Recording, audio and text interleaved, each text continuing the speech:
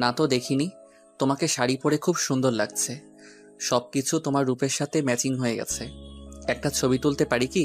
তীব্র ভাইয়া, আমি আর আপনাকে কতবার এক কথা বলবো? আপনি প্লিজ আমাকে শান্তিতে থাকতে দিন। জানিস আপু, আজকেও না তোর এক বান্ধবী আমাকে দেখি নিশা নিশা বলে ডাকছিল, আমি পেছনে না তাকিয়ে চলে এলাম। ল্যাপটপে কাজ করছিল নিশা, সেখান থেকে চোখ না ফিরিয়েই বলতে লাগলো, তুই আমার ভার্সিটির সামনে দিয়ে এসছিস? ঈশা ব্যাগ নামাতে নামাতে আমতা আমতা করে বলতে লাগলো, না মানে ঋতু আজ বলল যে এই রাস্তা দিয়ে আসবে, তাই আর কি। তোকে না কতবার বলেছি যে ওই রাস্তা দিয়ে আসবি না? আমার অনেক পরিচিত মানুষ থাকে, আসিস ভালো কথা, কেউ ডাকলে আবার কোনো না কোনো ঝামেলা পাকিয়ে আসিস। আজ আবার কে ডেকেছিল কে জানে? আরে ভাই ডেকেছে, ভালো কথা, বলে তো আসবি যে তুই তিশা, তাহলেই তো হয়। পালিয়ে আসার কি আছে? তুই কি চোর নাকি? কথাগুলো কিছুটা বিরক্ত নিয়েই বলে নিশা। আর ওকে ওই পথে না আসতে বলার যথেষ্ট কারণ রয়েছে। এই তো কিছুদিন আগের ঘটনা। ঈশা কলেজ থেকে ফিরছিল, নিশার ভার্সিটির গেটের সামনে যেতেই কেউ ওকে পেছন থেকে ডাকতে লাগলো নিশা বলে। ও দেখলো হালকা নীল রঙের শার্ট আর কালো রঙের প্যান্ট পরা একটা ছেলে, নিশ্চয়ই নিশার ফ্রেন্ড হবে। সে তিশার দিকে এগিয়ে এসে বলল, কি ব্যাপার নিশা, তুমি এখানে? আজ না তোমার অ্যাসাইনমেন্ট জমা দেওয়ার কথা? ছেলেটার কথা শুনে তিশা কি বলবে বুঝতে পারছিল না। ভাবলো যে নিশাকে যখন তুমি করে বলে তার মানে নিশাও হয়তো ওকে তুমি করেই বলবে। তাই আর অত শত না ভেবে নিশা সেজে উত্তর দিল, না মানে অ্যাসাইনমেন্ট জমা দিব তো, কিন্তু তুমি এখানে কি করছো? ওর কথা শুনে ছেলেটি কিছুক্ষণ হাঁ করে তাকিয়ে থাকলো, কোনো কথাই বলল না। তিশা ওর মুখের ভাব দেখে বুঝতে পারলো যে ও নিশ্চয়ই কোনো ভুল করে ফেলেছে, তাই আর দেরি না করে ওখান থেকে তাড়াতাড়ি চলে আসলো। ছেলেটি নিশ্চয়ই ওর দিকে তাকিয়ে আছে। ও আর পিছনে ফিরে দেখার সাহস পেল না, আর বাসায় এসে নিশাকেও কিছু জানালো না। কিন্তু ও না জানালে কি হবে, নিশা ঠিকই ব্যাপারটা জেনে গেল। সেদিন রাতে সেই নিশা তিশাকে ধরলো। তিশা এদিকে আয়। তিশা প্রথমে কিছুই বুঝতে পারেনি যে নিশা কেন ওকে এভাবে ডাকছে। পরে বিকেলের কথা মনে হতেই ও বাহানা দিয়ে চলে যেতে চাচ্ছিল। নিশা খপ করে ওর হাতটা ধরে বলতে লাগলো, আজ কারোর সাথে দেখা হয়েছিল? তিশা ভয়ে ভয়ে উত্তর দেয়, হ্যাঁ, তোর এক বন্ধু। এটুকু বলতে নিশার চোখে মুখে রাগ ফুটে ওঠে। কি বলেছিস তুই? তিশা আমতা আমতা করে বলে, তেমন কিছুই না, শুধু জিজ্ঞেস করেছিলাম যে তুমি এখানে কি করছো। ওর কথা শুনে নিশা বুঝতে পারে কেন স্যার ওকে বিকেলের কথা ওভাবে জিজ্ঞেস করছিল। রাগে আর লজ্জায় মাথা গরম হয়ে যায় নিশার, কারণ তিশা যার সাথে তুমি করে কথা বলছে সে ওর কোনো বন্ধু নয়, সে ওদের ডিপার্টমেন্টের নতুন স্যার। তারপর থেকে নিশা তিশাকে বারণ করে দিয়েছে যেন ওর ভার্সিটির সামনে দিয়ে না আসে। পরে নিশা স্যারকে তিশার কথা বলেছিল, কিন্তু স্যার আদৌ ওর কথা বিশ্বাস করেছে কিনা কে জানে। তারপর থেকে ওর বান্ধবীরা ওকে নিয়ে মজা করা শুরু করেছে যে স্যারের সাথে আলাদা কি কথা। তিশার কিছু কিছু ব্যবহার ওর কাছে মোটেও ভালো লাগে না। ওর কথা শুনে তিশা কিছুক্ষণ চুপ থেকে বলে, আচ্ছা আপু, আমরা তো যমজ বোন নই, তারপরেও আমাদের দুজনের চেহারা এত মিল কেন বলতো? আচ্ছা, আল্লাহ আমাকে কেন তোর 2 বছর পর পৃথিবীতে পাঠালো? তোর সাথে যমজ করে পাঠালেই তো পারতো। তোর এই এক প্রশ্ন শুনতে শুনতে আমার কান পচে গেছে। নতুন কিছু বল ভাই। তিশা এবার হাসতে হাসতে বলে, আচ্ছা আপু, তুই কি তোদের ভার্সিটির কাউকে পছন্দ করিস, যার জন্য চাস না যে সে আমাকে দেখুক? আমাকে অবশ্য কেউ প্রপোজ করলে না করতে পারবো না, কিন্তু কি কপাল আমার, আজ পর্যন্ত কেউ আমাকে প্রপোজই করলো না। বলে হাসিতে ফেটে পড়ে তিশা। নিশা এক ধমক দিয়ে বলে, যা আগে ড্রেস চেঞ্জ করে ফ্রেশ হয়ে নে। কলেজ থেকে এসে গল্পের ঝুড়ি নিয়ে বসে গেছে। পড়াশোনায় মন নেই, গল্প করতে দিলে সারা দিন পার করে দেবে। এ কথা শুনে তিশা হাসতে হাসতে বলল, কারণ গল্প করাটা অনেক সহজ আপু, আর মজাও লাগে। তুই যে এই পড়াশোনায় কি মজা পাস আল্লাহ জানে। ভাগ্যিস আল্লাহ তোদের দুজনকে জমজ করে পাঠায়নি। যখন দেখবো তখনই লড়তে থাকবে। অন্য মানুষের মেয়েদের দেখো, বনে বনে কত মিল, আর আমার মেয়েদের দেখো পুরো চেহারা মিলে যায় অথচ মনের মিল হয় না। আচমকা মায়ের কথা শুনে দুজনেই দরজার দিকে তাকায়। তাদের মা উর্মিলা রুমে ঢুকতে ঢুকতেই কথাগুলো বলেন। মায়ের কথা শুনে মুখ বাঁকা করে ওখান থেকে চলে যায় তিশা। ওর মা তখন নিশাকে উদ্দেশ্য করে বলে, আর তুই তো বড় বোন, ছোট বোনটাকে ভালো কিছু শেখাবি না? ঝগড়া করেই সময় পায় না। মায়ের কথা শুনে নিশা তেলে বেগুনে জ্বলে ওঠে। মা, তুমি সব সময় তোমার ছোট মেয়েকেই সাপোর্ট করো। তোমার আদরের মেয়ের কীর্তিগুলো তোমাদের চোখে পড়ে না। সেদিন লিলি আপুর বিয়েতে কি কীর্তিটাই না করলো, মনে নেই? দোষ করবে ও, ঝামেলা পাকাবে ও, আর সব কিছুর খেসারত দিতে হবে আমাকে। ও কি আর এত ছোট আছে নাকি? এখন বড় হচ্ছে না? কবে শিখবে সব? নিশার কথাগুলো শুনে ওর মা আস্তে করে রুম থেকে বের হয়ে গেল। ওর মা বের হতে না হতেই রুমে প্রবেশ করলো ওর ছোট ভাই শান। ও ঢুকেই নিশাকে ফিসফিসিয়ে জিজ্ঞেস করলো, লিলি আপুর বিয়েতে তিশা কি করছিল আপু? নিশা একটা ধমক দিয়ে শানকে ওখান থেকে তাড়িয়ে দিয়ে আবার কাজে মন দিল। শান নিজে নিজে বিড়বিড় করতে করতে রুম থেকে বের হয়ে গেল।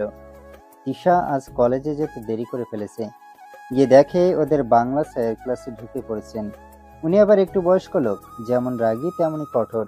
চশমা পরে থাকলেও ওনার তাকানো দেখে মনে হয় যেন উনি মাথাটা নিচু করে চশমার উপর দিয়ে দেখছে।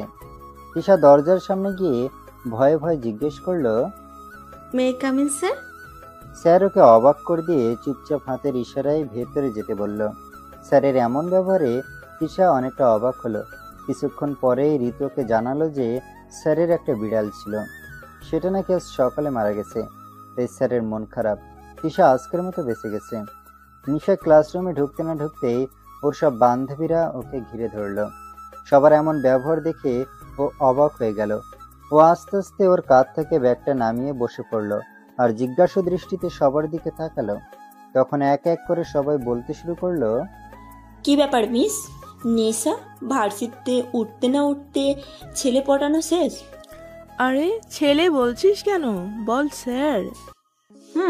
ডিপার্টমেন্টের সবচেয়ে জুনিয়র আর হ্যান্ডসাম স্যার। স্যার তো মনে হয় ওর প্রেমে এতটাই পাগল হয়ে গেছে যে এখন আমাদের কাছে ওর খবর জানতে চায়। কিরে, স্যারের কাছে তোর নাম্বার নেই নাকি? আরে স্যার নিজেও তো নতুন, কিছুদিন আগে তিনি নিজেও ছাত্রই ছিলেন, তাই প্রেমে পড়াটা স্বাভাবিক। আচ্ছা, আর দেরি করিস না, স্যার আবার তোর জন্য অপেক্ষা করছে। বেচারা স্যার। এক এক জনের এক এক ধরনের কথা শুনে নিশার কান গরম হয়ে ওঠে। সব হয়েছে ওই তিশার জন্য। ও যদি সেদিন স্যারকে তুমি করে না বলতো আর স্যার ওকে সেদিন অফিস রুমে না ডাকতো, তাহলে আর সবার এত কথা শুনতে হতো না। মাঝখান থেকে অ্যাসাইনমেন্টটাও সেদিন দিতে পারেনি। আজ হয়তো সেই অ্যাসাইনমেন্ট নিতেই ডেকেছে, আর এরা তিলকে তাল বানাচ্ছে। এদের সাথে কথা বলে লাভ নেই বুঝতে পেরে ও ব্যাগ থেকে অ্যাসাইনমেন্ট পেপার বের করে নিয়ে তমাল স্যারের রুমের দিকে চলে গেল। স্যার রুমে ছিল না, ক্লাসে ছিল। তাই ও আসতে যাবে তখনই স্যার চলে আসে। ও আস্তে করে স্যারকে সালাম দেয়। আসসালামু আলাইকুম স্যার। ওয়ালাইকুম আসসালাম। আচ্ছা, ভেতরে আসো। স্যার চেয়ারে বসতে বসতে বলল, তা ঠিক করেছো তোমার অ্যাসাইনমেন্ট? জি স্যার। আচ্ছা, রেখে যাও। নিশা চলে আসবে তখনই স্যার ওকে আবার ডেকে বলল, আর শোনো, তোমাকে একটা কথা বলবো, কিছু মনে করো না? নিশা চুপ হয়েছে দেখে স্যার আবার বলল, কিছু মনে করবে না তো? নিশা এবার আস্তে আস্তে বলল, না স্যার, বলেন। স্যার কিছু একটা বলতে যাবে তখন একটা কল আসে। কলটা রিসিভ করার আগে স্যার নিশাকে বলল, আচ্ছা, কথাটা পরে বলবো, এখন যাও তুমি। নিশা স্যারের রুম থেকে বেরোতেই দেখে ওর দুইটা বান্ধবী স্যারের রুমের সামনে কিছুটা দূরে দাঁড়িয়ে মুসকে মুসকে হাসছে। নিশাকে বের হতে দেখেই দুজনে আবার ওকে ঘিরে ধরলো। অর্পিতা বলল, কিরে, স্যার আজ আবার কি বললো? নিশা রাগান্বিত স্বরে বলল, তোরা কিন্তু এবার বাড়াবাড়ি করছিস। এই কথা শুনে নিনা বলল, আরে বান্ধবীরা বাড়াবাড়ি করবে না তো কে করবে শুনি? কথাগুলো বলতে বলতে ওরা ওদের ক্লাসরুমের দিকে যাচ্ছিল। নিশার কিছু বলার আগে দেখতে পেল ওদের ক্লাসে স্যার যাচ্ছে। সবাই তাড়াতাড়ি করে ক্লাসে চলে গেল। নিশা ক্লাসে বসে ভাবতে লাগলো যে তমাল স্যার আসলে ওকে কি বলতে চেয়েছিল। তিশা, আইসক্রিম খাবি? ঋতুর কথা শুনে তিশা না সূচক মাথা নেড়ে বলল, না রে, ঠান্ডা লেগেছে, আজ আর খাবো না। এই বলে দুজনে হাঁটতে লাগলো। দুজনের বাসা কাছাকাছি হওয়ায় একসাথে আসা যাওয়া করে, আর কলেজও কাছে হওয়ায় রিক্সারও প্রয়োজন হয় না। অন্যের ঘুম নষ্ট করে মানুষ কি করে শান্তিতে থাকতে পারে? তিশার কাছে কণ্ঠটা পরিচিত লাগছে। কৌতূহল নিয়ে পিছন ফিরতেই ভূত দেখার মতো চমকে উঠল। ওর দেখা দেখি ঋতুও পিছনে তাকিয়ে দেখলো যে সবুজ রঙের টি শার্ট পরা একটা ছেলে দাঁড়িয়ে আছে, হাত দুটো পকেটে পুরে রেখে কেমন একটা অদ্ভুত হাসি মুখে নিয়ে ওদের দিকে তাকিয়ে আছে। ঋতু ফিসফিসিয়ে বলল, কি রে, তুই চিনিস না কি ওনাকে? তিশা ছেলেটার দিক থেকে চোখ না ফিরিয়েই আনমনে বলে উঠল, তীব্র ভাইয়া আপনি এখানে? ও আচ্ছা, এটাই তাহলে তোর সেই তীব্র ভাইয়া। কথাটা এতটা আস্তে বলল ঋতু যে ও নিজেই যেন শুনতে পেল না। তীব্র বাম হাতটা পকেট থেকে বের করে ওদের দিকে এগিয়ে গিয়ে তিশাকে উদ্দেশ্য করে বলল, তোর সাথে কিছু কথা আছে। আর তুমি? শেষের কথাটা ঋতুকে উদ্দেশ্য করে বলল। আমি ঋতু, তিশার বান্ধবী। তীব্র ঋতুর কথার কোনো গুরুত্ব না দিয়ে বলল, আমি আসলে বলতে চাচ্ছিলাম যে তুমি এখন বাসায় চলে যাও। তিশার সাথে কথা শেষ হলেই আমি ওকে বাসায় পৌঁছে দিয়ে আসবো। কিন্তু ঋতুকে আবার থামিয়ে দিয়ে তীব্র বলল, চিন্তা করো না, আমি ওর মামাতো ভাই। জানি তিশার কাছে আপনার গল্প। এটুকু বলতেই তিশা এবার ওকে থামিয়ে দিয়ে চলে যেতে বলল। ঋতুর মুখে তীব্রর গল্প কথাটা শুনেই ওর সেদিনের ঘটনাটা চোখের সামনে ভেসে উঠল। সেদিন ওর ছোট মামার বড় মেয়ে লিলির বিয়ে ছিল। লিলিরা দুই বোন, কোনো ভাই নেই। আর ওর বড় মামার একটাই সন্তান তীব্র, একটা প্রাইভেট মেডিকেলে পড়ে, এখন ইন্টার্নিতে আছে। লিলির বিয়ের দিন সকালের কথা। লিলির ছোট বোন মীরার সাথে গল্প করেছিল তিশা। দুজন প্রায় সমবয়সী। মীরা এবার ইন্টার সেকেন্ড ইয়ারে আর তিশা ফার্স্ট ইয়ারে, এটাই শুধু পার্থক্য। কথায় কথায় হঠাৎ মীরা বলে উঠল, জানিস তিশা, তীব্র ভাইয়া আর নিশি আপুর মধ্যে কি চলছে? তিশা দ্বিগুণ উৎসাহে জিজ্ঞেস করলো, কি? তুই সত্যি জানিস না কিছু? আরে জানলে কি আর তোকে এভাবে জিজ্ঞেস করতাম? তীব্র ভাইয়া নিশি আপুকে পছন্দ করে মনে হয়। তুই জানলি কি করে? কাল রাতে তোকে খুঁজতে খুঁজতে ছাদে চলে গিয়েছিলাম, সেখানেই জানতে পেলাম। এটুকু বলেই মীরা আশেপাশে তাকালো যে কেউ ওদের কথা শুনতে পাচ্ছে কিনা। দেখলো না, আশেপাশে তেমন কেউ নেই। তারপর আবার কিছুটা ফিসফিসিয়ে বলতে লাগলো, আমি তেমন কিছু শুনতে পাইনি, শুধু এটুকুই শুনলাম যে নিশি আপু বলল সে এখন রিলেশন নিয়ে কিছু ভাবছে না, পড়াশোনায় মন দিতে চায়, কেননা তার ইচ্ছা স্কলারশিপ নিয়ে বাইরে গিয়ে পড়াশুনো করবে। তারপর তীব্র ভাইয়া কি বলল? আরে বাবা, আর কিছু শুনতে পাইনি। মা এমন ভাবে ডাকছিল তখন, তাই ওখান থেকে চলে যাই। তুই কি শিওর যে আপু ওই কথাগুলো তীব্র ভাইয়াকেই মিন করি বলেছে? আরে আমি ভাঙা ভাঙা যতটুকু শুনেছি তাতে শিওর যে কথাগুলো তীব্র ভাইয়াকে নিয়েই বলেছিল। তিশার সন্দেহ হচ্ছে দেখে মীরা ওকে একটা বুদ্ধি দিল যে তীব্র সত্যি নিশাকে পছন্দ করে কিনা তার একটাই উপায় আছে, সেটা হচ্ছে তিশাকে নিশা সেজে তীব্রর সাথে কথা বলতে হবে। তিশা প্রথমে রাজি না হলেও মীরার জোরাজুরিতে রাজি হয়ে গেল। দুপুরের দিকে ওরা সবগুলো কাজিনই খয়েরি রঙের শাড়ি পরেছে। একই রকম ভাবে চুড়ি থেকে শুরু করে বাকি অলংকার সাজগোজের ধরনটাও একই। পুরো বুদ্ধিটা ছিল মীরার, আর ওদের সাহায্য করেছে শান।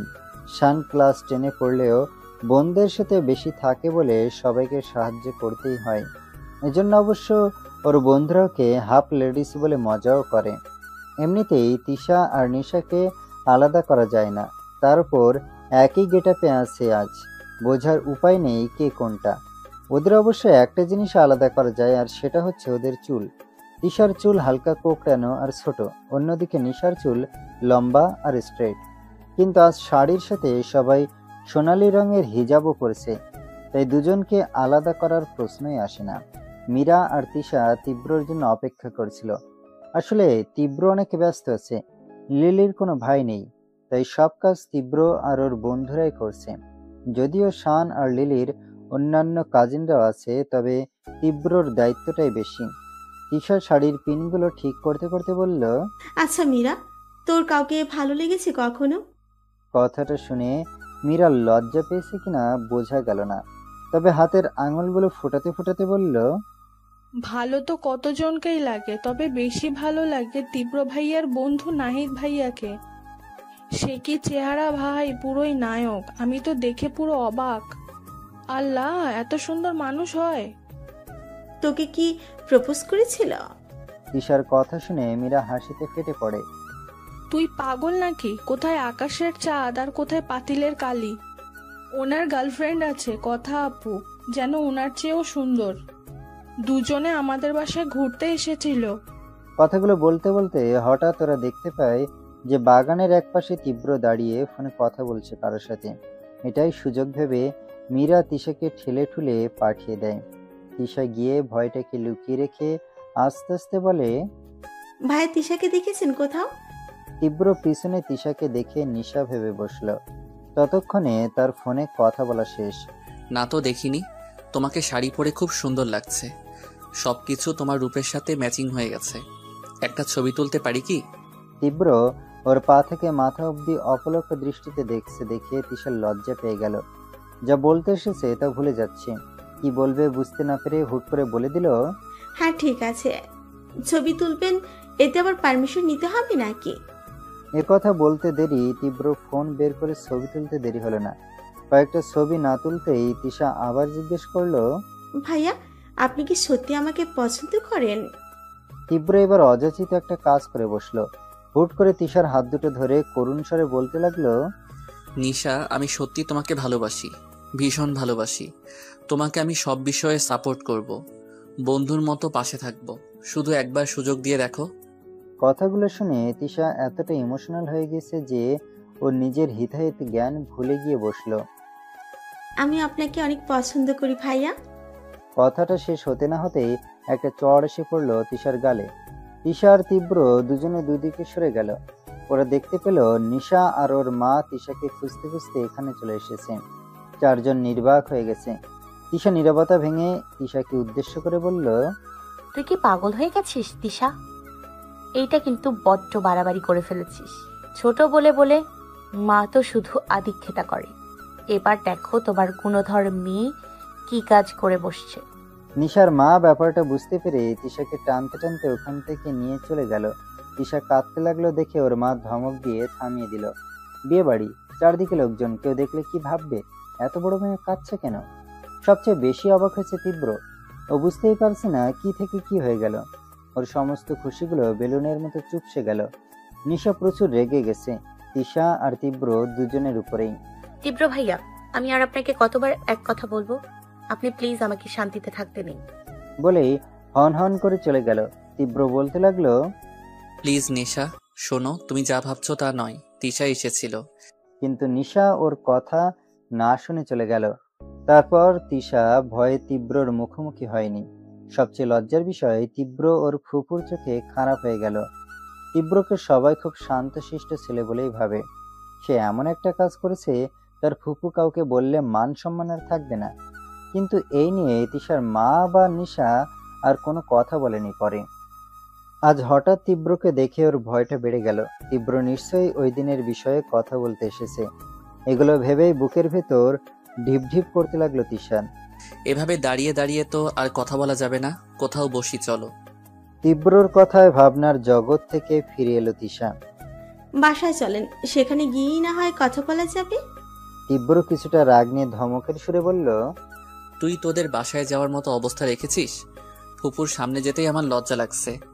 ভাগ্যিস এই ব্যাপারে আর কাউকে কিছু বলেনি। বলবেই বা কি করে? নিজের মেয়েই যেখানে বড় কালপ্রিট। নিশাও আমার ফোন তুলছে না। আগে তবু কথা বলতো, সেদিনের পর আর কথাই বলছে না। সব তোর জন্য হয়েছে। আর তুই দিব্যি আছিস। তিশা একদম চুপ হয়ে কথাগুলো শুনছে। পাশ দিয়ে যাওয়ার সময় একটা বয়স্ক লোক তীব্রর ঝাঁঝালো কণ্ঠের কথাগুলো শুনে কেমন করে যেন তাকাচ্ছে। তা দেখে তীব্র বুঝতে পারলো যে রাস্তার মধ্যে এভাবে কথা বলাটা ঠিক হচ্ছে না। প্রথমে ভাবলো কোনো রেস্টুরেন্টে গিয়ে কথা বলবে, পরে ভাবলো ওকে বোঝানোর জন্য জোরে কথা বলতে হতে পারে। তাই তিশাকে নিয়ে গিয়ে পাশের পার্কে একটা ফাঁকা বেঞ্চে গিয়ে বসলো আর তিশাকেও ওর পাশে বসতে বলল। তিশা আবার ভয়ে ভয়ে জিজ্ঞেস করলো, তা আপনি আমাকে কি এমন বলতে চান যে বাসায় গিয়ে বলা যাবে না? তুই কি আসলেই বুঝতে পারছিস না যে তুই কি ভুল করেছিস? আমি আসলে সত্যিটা জানতে চাচ্ছিলাম যে আপু আর আপনার মাঝে কোনো রিলেশন আছে কিনা। তুই আমাকে বা নিশাকে সরাসরি জিজ্ঞেস করতে পারতি। আপু এসব ব্যাপারে কিছুই আমার সাথে শেয়ার করে না, আর আপনাকে আমি কি করে জিজ্ঞেস করব? আচ্ছা, সেটা না হয় বুঝলাম, কিন্তু তুই এই কথাটা কেন বললি যে তুইও আমাকে পছন্দ করিস? এটাও কি নিশা সেজেই বলেছিস নাকি? এটুকু বলতেই তীব্র অস্বস্তি বোধ করতে লাগলো। তিশা লজ্জায় বাকরুদ্ধ হয়ে গেছে, কি বলবে বুঝতে পারছে না। আসলেই তো সেদিন ও ওই কথাটা কেন বলেছিল? তীব্রর করুণ চাহনিতে নাকি সত্যি ও তীব্রকে পছন্দ করে? কথাটা ভাবতেই ওর গা ঘিন ঘিন করতে লাগলো। ও এসব কি ভাবছে? তীব্রকে ও ওর বড় ভাইয়ের চোখে দেখে। ওকে নীরব থাকতে দেখে তীব্র আবার বলতে লাগলো, দেখ তিশা, তুই সেদিন কেন কাজটা করেছিস আর কেনই বা কথাগুলো বলেছিস, আমি আর ওগুলো জানতে চাই না। আমি শুধু তোকে এটা বলতে চাই যে আমি শুধু নিশাকে পছন্দ করি, আর সেটা শুধু নিশার সৌন্দর্যের জন্য নয়, ওর আচার আচরণ সবকিছুর জন্যই ওকে আমার ভালো লাগে। ওর সাথে তোর চেহারায় মিল আছে, তাই বলে এই নয় যে তোরা দুজন একই মানুষ। আর শোন, নেক্সট এমন কোনো কাজ করিস না যার জন্য নিশা বা তোর পরিবারের মাথা হেট হয়ে যায়। তোকে আমি আমার ছোট বোনের চোখেই দেখি, আর আজ বড় ভাই হিসেবেই কথাগুলো বলছি। তিশা ফ্যাল ফ্যাল করে তীব্রর দিকে চেয়ে আছে আর মিটিমিটি হাসছে। ওর হাসি দেখে তীব্র রাগ হতে থাকে। আমি এখানে কোনো জোকস বলছি? আমি আপনাকে বড় ভাই হিসেবে মানি। তো ভাইয়া, আপনার লেকচার দেওয়া শেষ হলে আমাকে 1 বোতল পানি কিনে দিতে পারবেন? বাসায় যাওয়ার আগে পানি না খেতে পারলে আমি তৃষ্ণাতেই মরে যাব।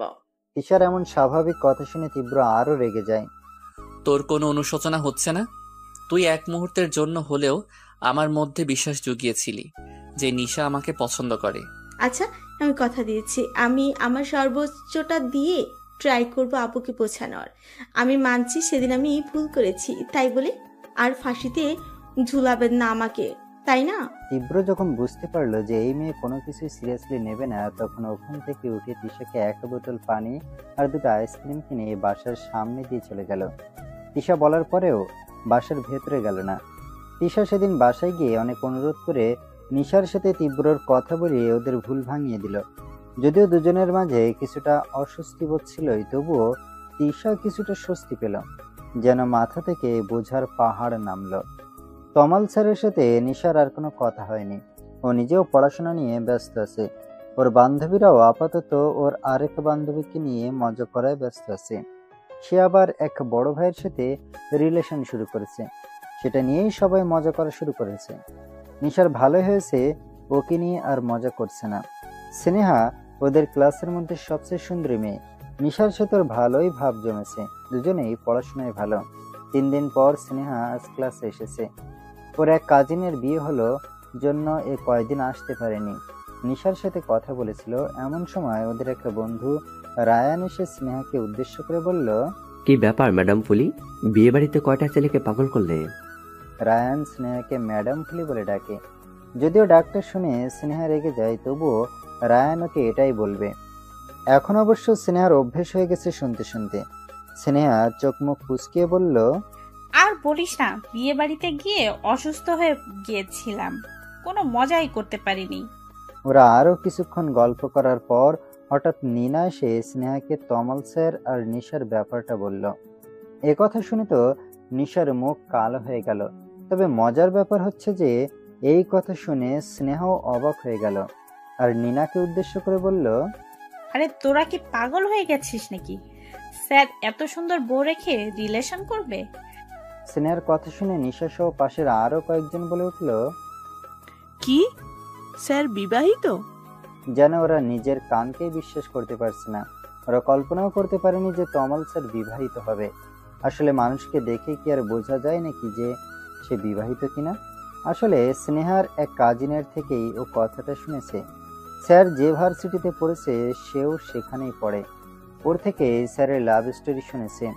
তমাল স্যারের লাভ স্টোরি শোনার জন্য সবাই স্নেহাকে ঘিরে বসলো। স্নেহা গল্পটা শুরু করবে তখনই ক্লাসে স্যার এসে হাজির। সবাই যে যার জায়গায় গিয়ে বসে পড়ল। সেদিন আর স্নেহার তমাল স্যারের লাভ স্টোরি বলা হলো না। নিশার সেমিস্টার ফাইনাল চলছে, পড়াশোনা নিয়ে খুব ব্যস্ত। সন্ধ্যা থেকে শান পড়তে বসলেও তিশা বসে টিভি দেখছে। ওর মায়ের মাথা ব্যথা করছে জন্য একটু শুয়ে আছে, কিছু বলতেও পারছে না। তাও এর মধ্যে ওকে একবার ডেকে বলেছে পড়তে বসতে। কে শোনে কার কথা? ইদানিং ওদের বাবা রইস সাহেব রাত করে বাসায় ফিরে, মাঝে মধ্যে তো আসেই না। ব্যবসা নাকি ভালো যাচ্ছে না। এমনিতে অনেক বাইরে থাকতে হয়, ইদানিং আরো বেশি। ছেলে মেয়ের সাথে বেশি দেখাই হয় না। তিশা আর শান্ত 11 থেকে 12টার মধ্যেই শুয়ে পড়ে। তার মধ্যে আসলে কথা হয়, না হলে উনি এসে দেখেন সবাই ঘুমিয়ে, শুধু নিশা পড়ছে। আর বাবা আসার পর ওর মাকে ডেকে দেয়। আর নিশার ঘুমাতে ঘুমাতে প্রায় 1টা বেজে যায়। পরীক্ষা থাকলে অবশ্য তাড়াতাড়ি শুয়ে পড়ে আর ভোর রাতের দিকে উঠে আবার পড়ে। রাত কিছুটা গভীর হয়ে গেছে, তবুও তিশা টিভির সামনে থেকে উঠছে না দেখে নিশা গিয়ে কান ধরে ওকে পড়ার টেবিলে নিয়ে গেল। ওদের একতলা বাসায় মোট 4টা রুম আর একটা ড্রয়িং রুম, একটা কিচেন, 3 রুমে অ্যাটাচড বাথরুম আর ব্যালকনি আছে, আর একটা কমন বাথরুম। রুমগুলোর একটাতে শান থাকে, একটাতে ওর বাবা মা, আর একটাতে তিশা আর নিশা থাকে।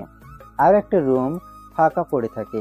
তিশা অবশ্য ওই ফাঁকা রুমটাতে পড়ে, কারণ তিশার পড়া এত জোর পড়ার শব্দে নিশার মনোযোগ চলে যায়।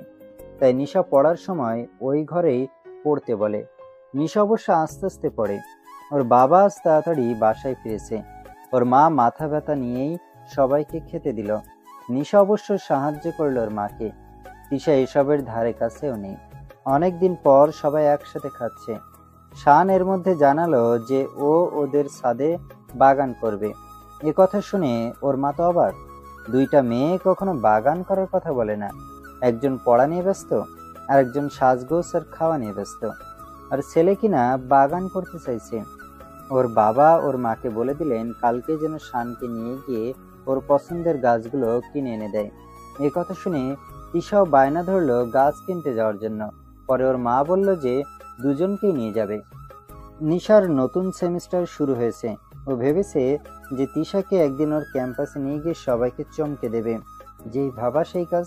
তিশাও মহা খুশি। ওর বোন যেখানে ওর ভার্সিটির সামনে দিয়ে যেতেও মানা করে, সেখানে নিজে ওকে নিয়ে যেতে চাইছে। নিশা যদিও ওকে আলাদা একটা ড্রেস পরতে বলেছিল, কিন্তু তিশা ইচ্ছে করেই নিশার মতো সেম কালার রঙের ড্রেসটাই পরলো। নিশাও পরে আর কিছু বলল না। দুজনকে একই ড্রেসে একসাথে যাওয়া দেখে রাস্তার অনেকেই আড় চোখে দেখছে। দুজনকে আলাদা করার উপায় নেই। ভার্সিটিতেও অনেকে আড় চোখে দেখছে ওদের। আজ ওদের ক্যাম্পাসে একটা প্রোগ্রাম আছে।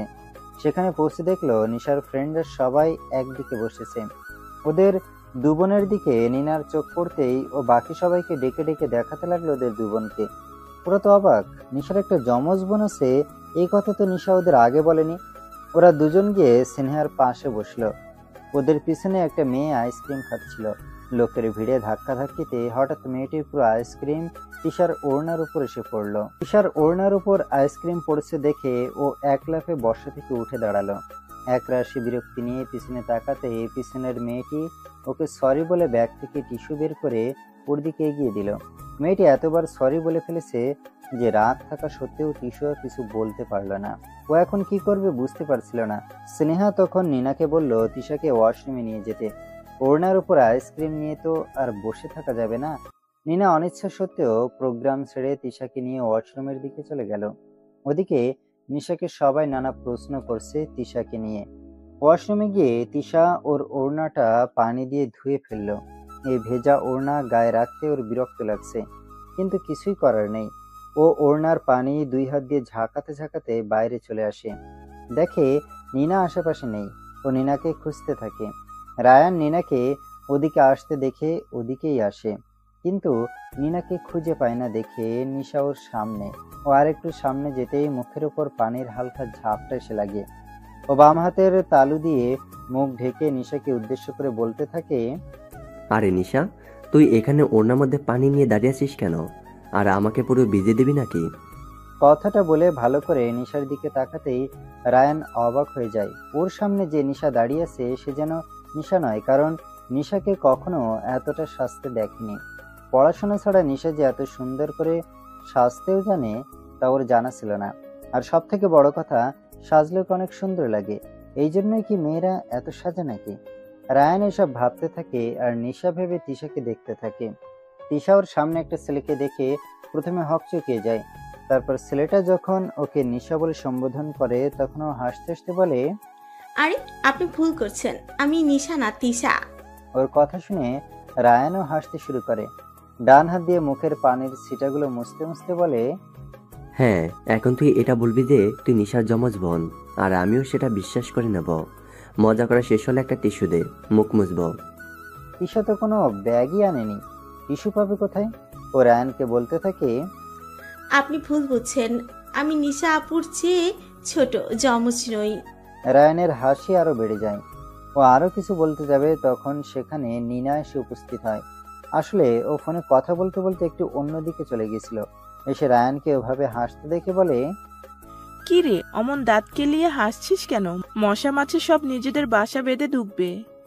রায়ান হাসি কিছুটা থামিয়ে তিশাকে দেখিয়ে বলল, এ নাকি নিশানা, ওর যমজ বোন, সরি ছোট বোন। নিনা তখন রায়ানকে আরো অবাক করে দিয়ে বলল, ও তো ঠিকই বলেছে, এতে এত হাসির কি আছে বুঝলাম না। তুইও দেখছি আমার সাথে মজা করা শুরু করেছিস। তোরা কি ফ্র্যাঙ্ক করছিস আমার সাথে? আর কে কে আছে তোদের সাথে? ক্যামেরা কোথায় লুকানো? ওর কথা শুনে নিনা বিরক্ত হয়ে বলল, আরে ধুর, আমাদের খেয়ে দিয়ে কাজ নেই তোর সাথে প্র্যাঙ্ক করতে যাব? তোর বিশ্বাস না হলে প্রোগ্রামের ওখানে চল, নিশাকে দেখলেই বুঝতে পারবি। ওরা তিনজন হাঁটছে, তবে রায়ান বারবার তিশাকে দেখছে। ওকে দেখতে সুন্দর লাগছে নাকি কৌতূহল আছে বলে তিশাকে দেখছে তা বুঝতে পারছে না। রায়ান নিশাকে স্নেহাদের সাথে বসে থাকতে দেখে তো পুরাই অবাক। এটা কিভাবে সম্ভব? একদম হুবহু চেহারা। ও এবার তিশার দিকে তাকিয়ে বলে, তুমি তাহলে সত্যি নিশার বোন? তো আমি কি মিথ্যে বলছি নাকি?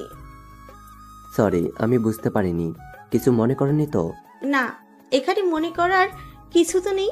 এমন সিচুয়েশনের আগেও অনেক পড়েছি, অভ্যাস হয়ে গেছে এখন।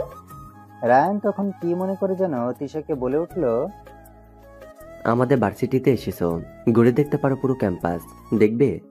তিশা কিছু বলার আগে নিনা বলে উঠল, না, ও এসেছে প্রোগ্রাম দেখতে, ক্যাম্পাস দেখতে নয়। আরেকদিন এসে ক্যাম্পাস দেখবে। তুই এখন যা তো এখান থেকে।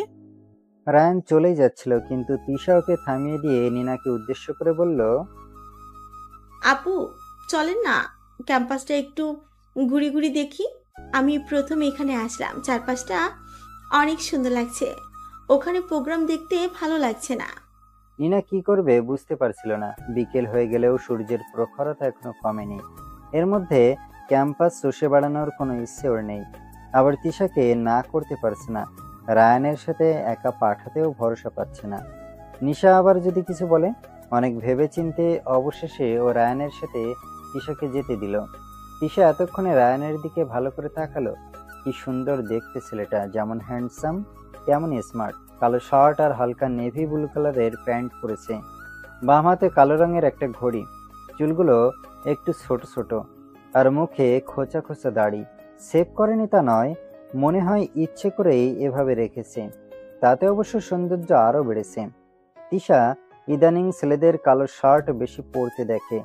আসলে কি কালো শার্টে ছেলেদের বেশি সুন্দর লাগে নাকি নাকি শুধু ফর্সা আর শ্যামলা ছেলেদেরকে এই কালো শার্টে মানায়? নিশ্চয়ই রায়ানকে কেউ কালো শার্ট পরতে বলেছে। এসব ভাবতে ভাবতে হাঁটতে থাকে দুজনে। রায়ান তিশাকে পুরো ক্যাম্পাস ঘুরে ঘুরে দেখাচ্ছে। কোন বিল্ডিং কিসের, কোন জায়গাকে ওরা কি নামে ডাকে, আরো অনেক কিছু। তিশা চুপচাপ দেখে যাচ্ছে। লেকের পাড়ে গিয়ে তিশার চোখ জুড়িয়ে গেল। পানি দেখলেই তিশার মন ফুরফুরে হয়ে যায়। হাঁটতে হাঁটতে দুজনেই ক্লান্ত। তিশা লেকের পাশে একটা বেঞ্চে বসে পড়ে। রায়ান বসবে কি বসবে না ভাবতে ভাবতে তিশার পাশেই বসে পড়ে। তিশা একটুখানি সরে বসে। রায়ান এতক্ষণ একাই কথা বলে যাচ্ছে। একসাথে দুজন থাকলে, অপরজন একদম চুপ থাকলে আর কি বেশিক্ষণ কথা বলা যায়? রায়ান তিশাকে উদ্দেশ্য করে বলে, আচ্ছা তিশা, তোমাকে একটা কথা জিজ্ঞেস করি, কিছু মনে করবে না তো? আরে না, বলেন কি বলবেন। তোমার আর নিশার চেহারা এক হলো, তুমি যে একটু বেশি মায়াবতী, তাকে তুমি জানো? অচেনা কোনো ছেলের মুখে নিজের এমন প্রশংসা শুনে তিশা খুব লজ্জা পায়। ওর কোনো ছেলেবন্ধু নেই। গার্লস স্কুল থেকে এখন মহিলা কলেজে। ছেলেবন্ধু থাকার প্রশ্নই আসে না। আর তার উপর নিশার নজরদারি তো আছেই। ওকে চুপ থাকতে দেখে রায়ান একটু অস্বস্তিতে পড়ে যায়। আসলেই অচেনা একটা মেয়েকে এভাবে কথা বলাটা কি ঠিক হলো? কি ভেবেছে কি জানে। আসলে কাউকে ভালো লেগে গেলে হয়তো মানুষের বুদ্ধি কিছুটা কমে যায়। আর প্রথম দেখায় ভালো লাগা কথাটাও হয়তো সত্যি। না হলে নিশাকে এতদিন দেখেও কখনো এমন ভালো লাগা কাজ করেনি। অথচ তিশাকে দেখেই ওর কেন জানি মনে হচ্ছে এই মেয়েটা ওর অনেক দিনের চেনা। ওর সাথে মেয়েটার পাশে ওর থাকাটা অনেক জরুরি। জীবনে এত মেয়েকে দেখেছে, এত মেয়ের সাথে কথা বলেছে, কারো জন্যই এমন অনুভূতি হয়নি।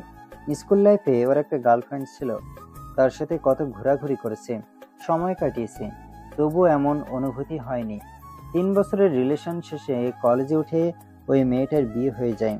তারপর রায়ান আর কোনো রিলেশনে জড়ায়নি, কিন্তু আজ এত বছর পর তিশাকে দেখে ওর আবার প্রেমে পড়তে ইচ্ছে করছে, আবার কাউকে তীব্রভাবে ভালোবাসতে ইচ্ছে করছে। দুজনেই কিছুক্ষণ চুপ থেকে রায়ান আবার বলল, আমার কোনো ফ্রেন্ডকে বললে ওরা বিশ্বাসই করবে না যে নিশার মতো দেখতে ওর একটা বোন আছে। বিশ্বাস না করার কি আছে? তোমার একটা ছবি তুলি, যদি তুমি কিছু মনে না করো। কথাটা বলেই রায়ান বুঝতে পারে যে ও আবার আর একটা অদ্ভুত কথা বলে ফেলেছে। তিশাও কখনো এমন পরিস্থিতিতে পড়েনি, তাই ও বুঝতে পারছে না কি বলবে আর কি করবে। ও ডান হাতের নখ কামড়াতে কামড়াতে বলল, এখন যাই, আপু জানতে পারলে বকা দিবে। তুমি নিশাকে খুব ভয় পাও? না, আসলে আমি আপনার সাথে ঘুরছি, শুনলে আপু রাগ করবে, এসব আপুর পছন্দ না। তাহলে তুমি আমার সাথে ঘুরতে আসলে কেন? এবার আর তিশা কিছু বলতে পারে না। আসলেই তো ও নিজেই তো ক্যাম্পাসে দেখবে বলে রায়ানের সাথে এসেছে। ও আমতা আমতা করে বলে, তাহলে এই লেকের পাড়ে আমার কয়েকটা ছবি তুলে দিন, পরে আমাকে পাঠিয়ে দিবেন, আপুকে বলবেন না কিন্তু। রায়ান এবার হাসতে হাসতে বলে, তোমার আপুকে বাঘ না ভাল্লুক যে জানতে পারলে তোমাকে আস্ত চিবিয়ে খাবে? নিনার থেকে এতক্ষণে হয়তো শুনেছে যে তুমি আমার সাথে আছো। আমার সাথে থাকলে নিশা কোনো চিন্তা করবে বলে আমার মনে হয় না। তারপরেও আপুকে ছবির কথা বলবেন না। আচ্ছা ঠিক আছে, বলবো না নিশাকে। এরপর রায়ান তিশাকে ছবি তোলা শুরু করে। তিশা বিভিন্নভাবে ছবি তুলতে শুরু করে। কয়েকটা ছবি তুলতেই নিশার কল আসে রায়ানের ফোনে। রায়ান ফোন ধরতে নিশা তাড়াতাড়ি তিশাকে নিয়ে যেতে বলে। ও এখানে কিছু চেনে না, জানে না, এভাবে ঘুরে বেড়ানো ঠিক হচ্ছে না ওকে নিয়ে। নিশা রায়ানকে এটাও বলে যে তিশা মাঝে মধ্যে নানা ধরনের বিপদ ঘটায়, ওর সাথে বেশিক্ষণ না থাকাই ভালো। দেখা যাবে রায়ানকে আবার কোনো ঝামেলায় ফেলে দেবে। রায়ান তিশাকে নিয়ে যাচ্ছে বলে ফোনটা রেখে দিল, আর তিশাকে নিয়ে আবার হাঁটা শুরু করলো। তা নিশাকে না পাঠালে ছবিগুলো আমি তোমাকে কিভাবে দেব? তুমি ফেসবুক ইউজ করো? না, আমার ফেসবুক টেসবুক কিছু নেই, আমার তো ফোনই নেই। আপু বলেছে আমার আর শানের কলেজ শেষ না হলে ফোন দিবে না, আম্মুর ফোনে পাঠাবেন ইমুতে। শানকে? ও আচ্ছা, শান হচ্ছে আমার ছোট ভাই। তোমার আর কোনো ভাই বোন আছে শান ছাড়া?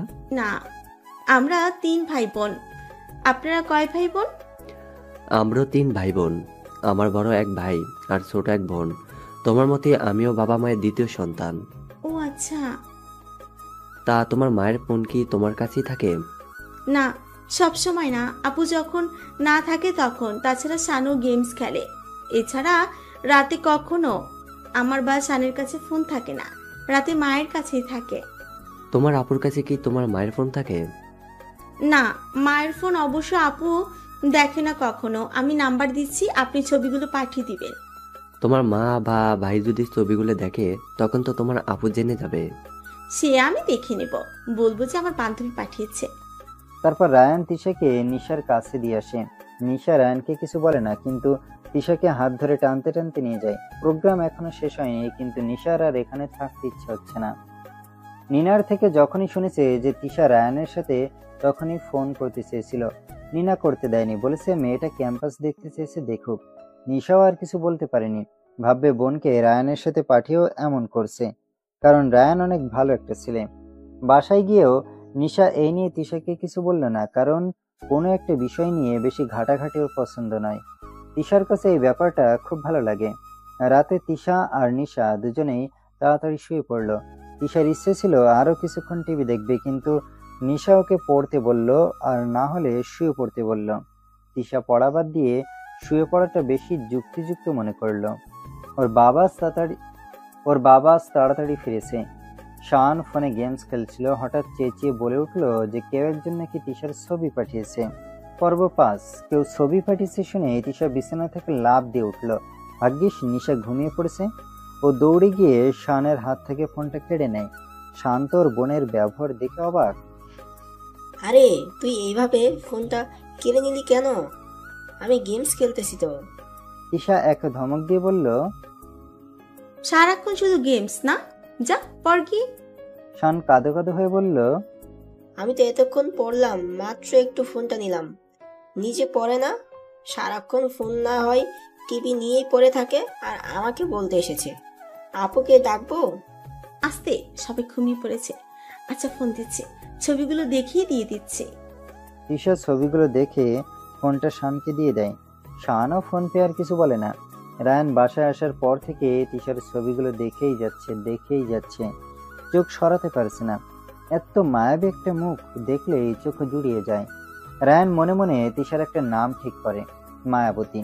ওর সম্পর্কে কিছুই জানতে পারল না। কোথায় পড়ে না পড়ে, কোথায় কখন কিভাবে ওর সাথে দেখা করা যাবে, কথা বলা যাবে, এসব ভাবতে থাকে। তিশার ব্যাপারে কাকে জিজ্ঞেস করবে কিছুই ভেবে পায় না। আদৌ আর ও তিশার সাথে দেখা করতে পারবে কিনা কে জানে। এসব ভাবতে ভাবতেই রায়ান সেদিন রাতে ঘুমিয়ে পড়ে। কেটে যায় আরো কিছুদিন। গরমের দাবদাহ কিছুটা কমে এসেছে। প্রকৃতির রূপ বদল হচ্ছে। প্রকৃতির সাথে হয়তো মানুষেরও রূপ বদল হয়, মানে ইচ্ছে আকাঙ্ক্ষা আর কি।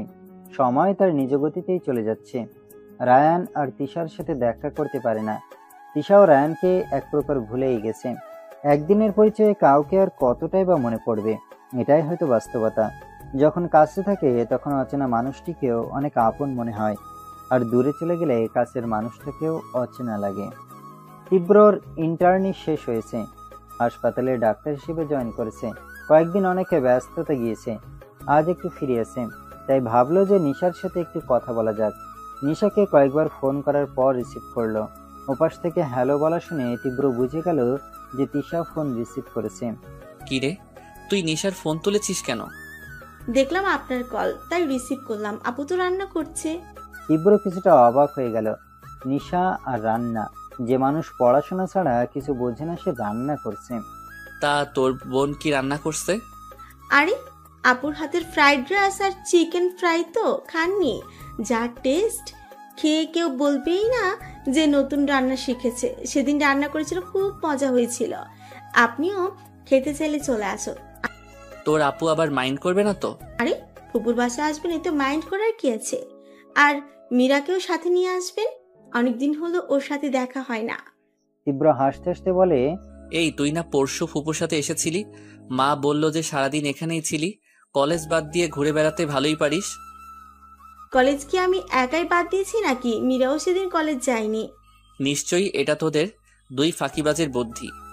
তিশা ফোনের ওপাশ থেকে তড়িঘড়ি করে বলে, আচ্ছা দেরি না করে চলে আসুন, গরম গরম খাবেন, আপু ডাকছে আমায়। বলে তিশা ফোনটা রেখে দিল। তীব্র যাবে কি যাবে না ভাবছে। বাসায় গিয়ে মীরাকে বলতে লাফাতে লাগলো কুকুর বাসায় যাওয়ার জন্য। ওর লিলি আপার স্বামী ওকে নতুন ফোন পাঠিয়েছে, আজ গেলে তিশাকে ফোনটাও দেখাতে পারবে। এখন তীব্র চাইলেও যেতে হবে, না চাইলেও যেতে হবে। মীরা 20 মিনিটের মধ্যে তৈরি হয়ে গেছে, অথচ তীব্রর এখন আর যেতে ইচ্ছে করছে না। ও কি খাওয়ার জন্য ফুপুর বাসায় যাবে? কি ভাববে নিশা আর ওর ফুপু? তিশা না হয় পাগলি। এর মধ্যে তিশা ওর বাসার সবাইকে জানিয়ে দিয়েছে যে মীরা আর তীব্র আসছে।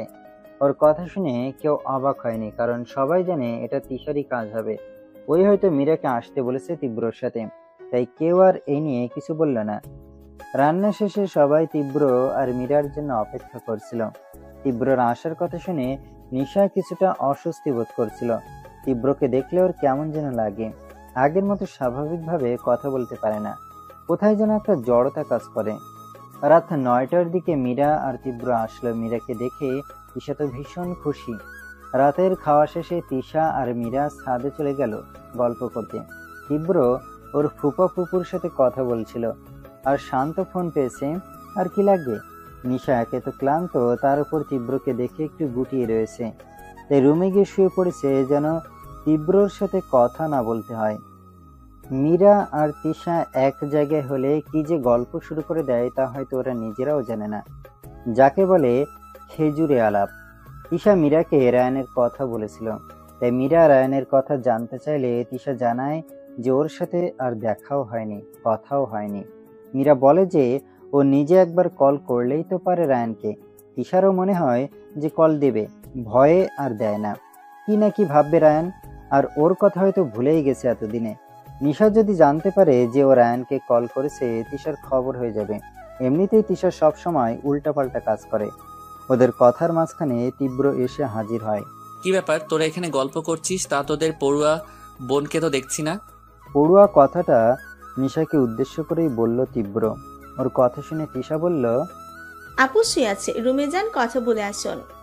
রুমে যাওয়াটা ঠিক হবে না, তুই বরং এখানে ডেকে নিয়ে আয়, যদি আসে তো। আচ্ছা বলে তিশা ওখান থেকে চলে গেল। নিশা আসতে চাইছিল না, এক প্রকার জোর করে আনতে হলো। নিশা আর তীব্রকে রেখে মীরা আর তিশা চলে গেল। নিশা অবশ্য বারণ করেছিল, কিন্তু তিশা মীরার ফোন দেখার বাহানায় চলে গেল। নিশা আর তীব্র দুজনেই চুপ করে আছে, কেউ কোনো কথা বলছে না, যেন দুজনের পরিবার ওদের বিয়ে ঠিক করেছে। কেউ কাউকে চেনে না, দুজনকে আলাদা কথা বলতে দিয়েছে, এমন একটা অবস্থা। তীব্রই নীরবতা ভাঙল। হাজার হোক, নিশা তো মেয়ে। তোমার খোঁজ পাওয়াই তো দায়ী হয়ে গেছে, কথা বলতেও কি দোষ নাকি? না, তা হবে না। এমনিতেই কারোর সাথে তেমন কথা হয় না। আপনার কি অবস্থা? হসপিটালে কেমন লাগে? তীব্র একটা দীর্ঘশ্বাস ছেড়ে বলল, আমার কাছে এ আর নতুন কি, শুধু দায়িত্ব বেড়েছে এই আর কি। তা বিয়ে শাদী কবে করছেন? মামি নাকি মেয়ে দেখছে আপনার জন্য? আমি মানা করে দিয়েছি, তারপরও কেন যে বিয়ে দেওয়ার জন্য উঠে পড়ে লেগেছে কে জানে। একমাত্র ছেলে, পড়াশোনা শেষ, বিয়ে তো দেবেই। তাদেরও তো ইচ্ছে বউ ছেলেকে পাশাপাশি দেখা, নাতিপুতি নিয়ে থাকার। কথাগুলো শুনে তীব্র কি উত্তর দেবে ভেবে পায় না।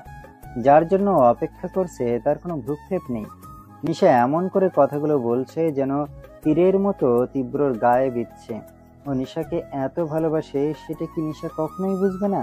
নাকি বুঝেও চুপ করে থাকে, নাকি বুঝার চেষ্টাই করে না? তীব্রকে কখনো বুঝতে পারে না। মাঝে মধ্যে ওর লাজুকতা দেখে তীব্রর মনে হয় নিশাও ওকে পছন্দ করে, আবার মাঝে মধ্যে মনে হয় নিশার মধ্যে কোনো অনুভূতিই নেই। তীব্র ভাবে যে আজকে ও আবার নির্লজ্জের মতো জিজ্ঞেস করবে যে ওর প্রতি নিশার আসলেই কোনো অনুভূতি আছে কিনা। নিশা, তুমি কি সত্যি? এটুকু বলতেই ওদের সামনে মীরা আর তিশা চলে আসে। তার মানে ওরা এতক্ষণ এখানেই ছিল, লুকিয়ে লুকিয়ে তীব্র আর নিশার কথা শুনছিল। তীব্র ওদের এক ধমক দিয়ে বলে, কিরে তোরা না চলে গেলি? লুকিয়ে কারো কথা শুনতে হয় না, জানিস না? ওরা কেউই আর কোনো উত্তর দেয় না, চাপা স্বরে হাসতে হাসতে চলে যায়। নিশাও ওদের সাথে চলে যায়। তীব্র একা ছাদে থেকে আর কি করবে? চাঁদকে সঙ্গী বানানো যেতে পারে। কিছুক্ষণ ঘুরে ঘুরে শানের লাগানো গাছগুলো দেখে ও নিজেও চলে যায় ছাদ থেকে। তিশা কলেজ থেকে ফিরেই ফোন হাতে নিয়ে বসে আছে আর ভাবছে যে রায়ানকে একটা মেসেজ দেবে, কিন্তু সাহসী খোলাতে পারছে না। হাই লিখে আবার মুছে ফেলছে। নিশা এখনো বাসায় ফেরেনি, তার মানে রায়ানও এখন ক্যাম্পাসে আছে মনে হয়। ওর মা এর মধ্যে 2 বার ডেকে গেছে, ও এখনো ওঠেনি। রায়ানের সেদিনের বলা কথাগুলো বারবার মনে পড়ছে। কি করবে না করবে বুঝে উঠতে না পেরে শেষে একটা মেসেজ পাঠিয়ে দিল হাই লিখে। রায়ান ক্লাসেই ছিল, এখনো স্যার আসেনি, তাই গল্প করছিল সবার সাথে। তিশার দেওয়া নাম্বার থেকে মেসেজ দেখে প্রথমে ওর মনে হয় যে ও চোখে ভুল দেখছে। পরে আরো কয়েকবার চোখ কচলিয়ে নিয়ে দেখে যে না, ও ঠিকই দেখছে। ওই নম্বর থেকে মেসেজ। সেই মেসেজটা দিয়েছে কিনা ও শিওর হতে পারে না, কারণ তিশা বলেছিল যে ওই ফোন ওর মা আর ভাইয়ের কাছেও থাকে, তাই শিওর হওয়ার জন্য বাইরে গিয়ে কল করলো। তিশা ভাবছে কলটা রিসিভ করবে নাকি করবে না। রায়ান 2 বার কল করার পর তিশা কল রিসিভ করলো, কিন্তু কোনো কথা না বলে চুপ করে কানের কাছে ফোন নিয়ে অপেক্ষা করছিল কারো কণ্ঠস্বর শোনার জন্য। রায়ানও কিছুক্ষণ চুপ করে থেকে আস্তে আস্তে বলল, তিশা। কণ্ঠস্বরটা শুনে তিশার বুকের মধ্যে ধুকপুক করছে। ও কাপা কাপা গলায় বলল, রায়ান ভাইয়া। এইবার তিশার কণ্ঠ শুনে রায়ান নিজেও নার্ভাস ফিল করছে। ও যেন মেঘ না চাইতেই বৃষ্টি পেয়ে গেছে। কেমন আছো? ভালো, আপনি? আমিও ভালো আছি। বিরক্ত করলাম মনে হয়। কি করছিলেন, ক্লাস হচ্ছে? রায়ান কোন প্রশ্নের উত্তরটা আগে দেবে বুঝতে পারছিল না। এতগুলো প্রশ্ন একবারে করে কেউ? আরে না, বিরক্ত কেন হব, বসেই ছিলাম, ক্লাস হচ্ছিল না। তিশা আর বলার মতো কোনো কথা খুঁজে পাচ্ছিল না। তা আপু কি করে? তোমার আপু তো বান্ধবীর সাথে গল্প করছে, তুমিও আমার সাথে গল্প করতে পারো। আমি আপনার সাথে কি গল্প করব? আর সব থেকে বড় কথা, আপনি তো আমাকে ভুলেই গিয়েছেন। আরে ভুলিনি তো, তোমার খোঁজ কিভাবে নেব বুঝতে পারছিলাম না। নিশার কাছেও তোমার কথা জিজ্ঞেস করার সাহস হচ্ছিল না, আর কল বা মেসেজ করারও সাহস পাচ্ছিলাম না, যদি তুমি কোনো বিপদে পড়ো। বুঝলাম। তা এখন কথা বলার সাহস পাচ্ছেন তো? তিরস্কারের সুরে প্রশ্নটা ছুড়ে দিতে রায়ান বলল, অবশ্যই, তুমি সাহস দিলে তো সব করতে পারি। তিশা মৃদু হেসে বলে, না না, তেমন কিছুই করতে হবে না, এমনিতে আপনার খোঁজ নিলাম আর কি। তা এখন থেকে রোজ খোঁজ নিলে কি খুব অসুবিধা হবে? নেওয়া যেতেই পারে, যদি আপনি বিরক্ত না হন তো। আরে আমি মোটো বিরক্ত হব না, একটা অনুরোধ রাখতে পারবে? বলে ফেলুন, রাখার মতো হলে অবশ্যই রাখবো। দেখা করতে পারবে আমার সাথে? আজ তো আর বের হতে পারবো না, তবে। এটুকু বলতে রায়ান তিশাকে থামিয়ে দিয়ে বলতে থাকে, আরে আজ না হলে সমস্যা নেই, তুমি যখন পারো কল করে, না হলে অন্তত মেসেজ করে আমাকে জানিয়ে দিও। এতদিন যখন ওই রূপ না দেখে থাকতে পারলাম, আরো কিছুদিনও পারবো। শেষের কথাগুলো রায়ান এত আস্তে বলল যে তিশার কান অবধি তা পৌঁছালো না। তিশা কিছু বলতে যাচ্ছিল, তখন ওর মা রুমে চলে আসে। তিশা তাড়াতাড়ি ফোন রেখে দেয়। রায়ান আরো কিছুক্ষণ ফোনটা কানের কাছে ধরে রাখে, এই আশায় যে আবার তিশার কণ্ঠটা শুনতে পাবে। রায়ানের ক্লাসে স্যার ঢুকে পড়েছে। রায়ানও ক্লাসে চলে গেল। ওর চোখে মুখে একটা খুশির ভাব ফুটে উঠেছে। ক্লাস শেষে সাধারণত রায়ান বন্ধুদের সাথে কিছুক্ষণ আড্ডা দিয়ে বাসায় চলে যায়, কিন্তু আজ আড্ডা দিতে না গিয়ে নিশাদের খাওয়াবে বলে ক্যান্টিনে যেতে বলল। নিশা, নিনা, স্নেহা আর অর্পিতা একসাথেই ছিল। ওরা বুঝতে পারছিল না যে হুট করে রায়ানের কি হলো যে ওদের খাওয়াতে চাইছে। ওরা নিজেদের মধ্যে এ নিয়ে আলোচনা করছিল, তখন স্নেহা রায়ানের উদ্দেশ্যে প্রশ্ন ছুড়ে দিল, কিরে, আজ কোনো গুপ্তধন পেয়েছিস নাকি? রায়ান ওদের নিয়ে ক্যান্টিনের দিকে যেতে যেতে বলল, পেয়েছি তো মনে হচ্ছে, কোনো এক অজানা খাজানা, তোরা বুঝবি না। এ কথা শুনে নিনা বলে উঠল, তা খাজনা পাওয়ার সাথে আমাদের ট্রিট দেওয়া কি হলো? কারণ তোদের কারণই তো। এটুকু বলেই রায়ান থেমে যায়। এ কথা শুনে স্নেহা কিছুটা মুখ কালো করে বলল, আমাদের কারণ এই খাজানা পেলেই, অথচ আমরাই জানি না সেটা, এত বড় ধোঁকা। রায়ান হাসতে হাসতে বলে, সময় হলেই জানতে পারবেন ম্যাডাম ফুলি। ওরা ইতিমধ্যেই ক্যান্টিনে চলে এসেছে। ওদের একটা টেবিলে বসতে বলে রায়ান খাবার অর্ডার করতে গেল। নিনা বিজ্ঞের মতো সবাইকে এটা বোঝানোর চেষ্টা করছে যে রায়ান নিশ্চয়ই প্রেমে পড়েছে, তাই হয়তো ওদের ট্রিট দিতে চাচ্ছে। নেক্সট কোনো হেল্প লাগতে পারে, আগে থেকে ট্রিট দিয়ে রাখছে। এই নিয়ে বাকি সবার মধ্যে হাসির রোল পড়ে গেলেও স্নেহা ওখান থেকে উঠে ওয়াশরুমে চলে গেল।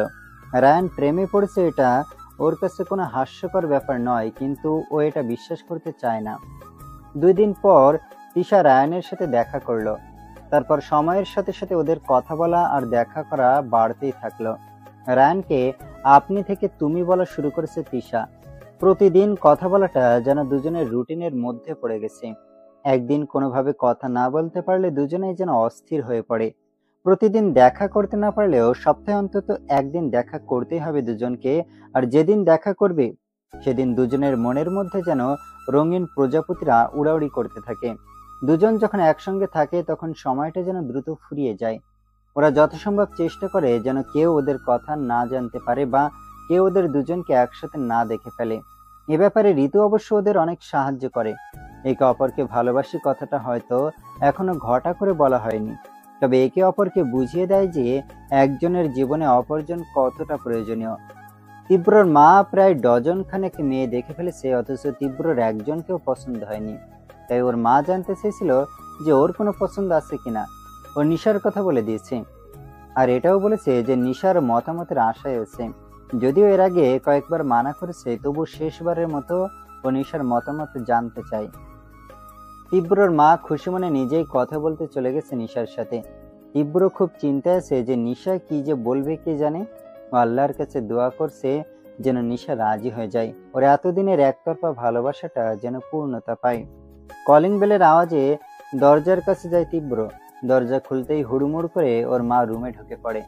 ওনার চোখে মুখে রাগের ছাপ স্পষ্ট। তীব্র মায়ের মুখ দেখে বুঝতে পারে যে কিছু তো একটা গন্ডগোল আছে। তীব্র ওর মাকে সোফায় বসিয়ে তাড়াতাড়ি করে 1 গ্লাস পানি নিয়ে আসে। তীব্র ওর মাকে ভীষণ ভালোবাসে। ওর মা ছেলের হাত থেকে পানির গ্লাসটা নিয়ে এক ঢোক পানি খেয়ে বলতে শুরু করে, কেন যে বাবা আমি ওখানে গেছিলাম, আমার মান সম্মান আর রইল না রে বাবা। তীব্র মায়ের মুখে এমন কথা শুনে অস্থির হয়ে পড়ে। কেন মা, কি হয়েছে? ফুপু কিছু বলেছে? নিশা কিছু বলেছে? নাকি তিশা? নাকি ফুপা?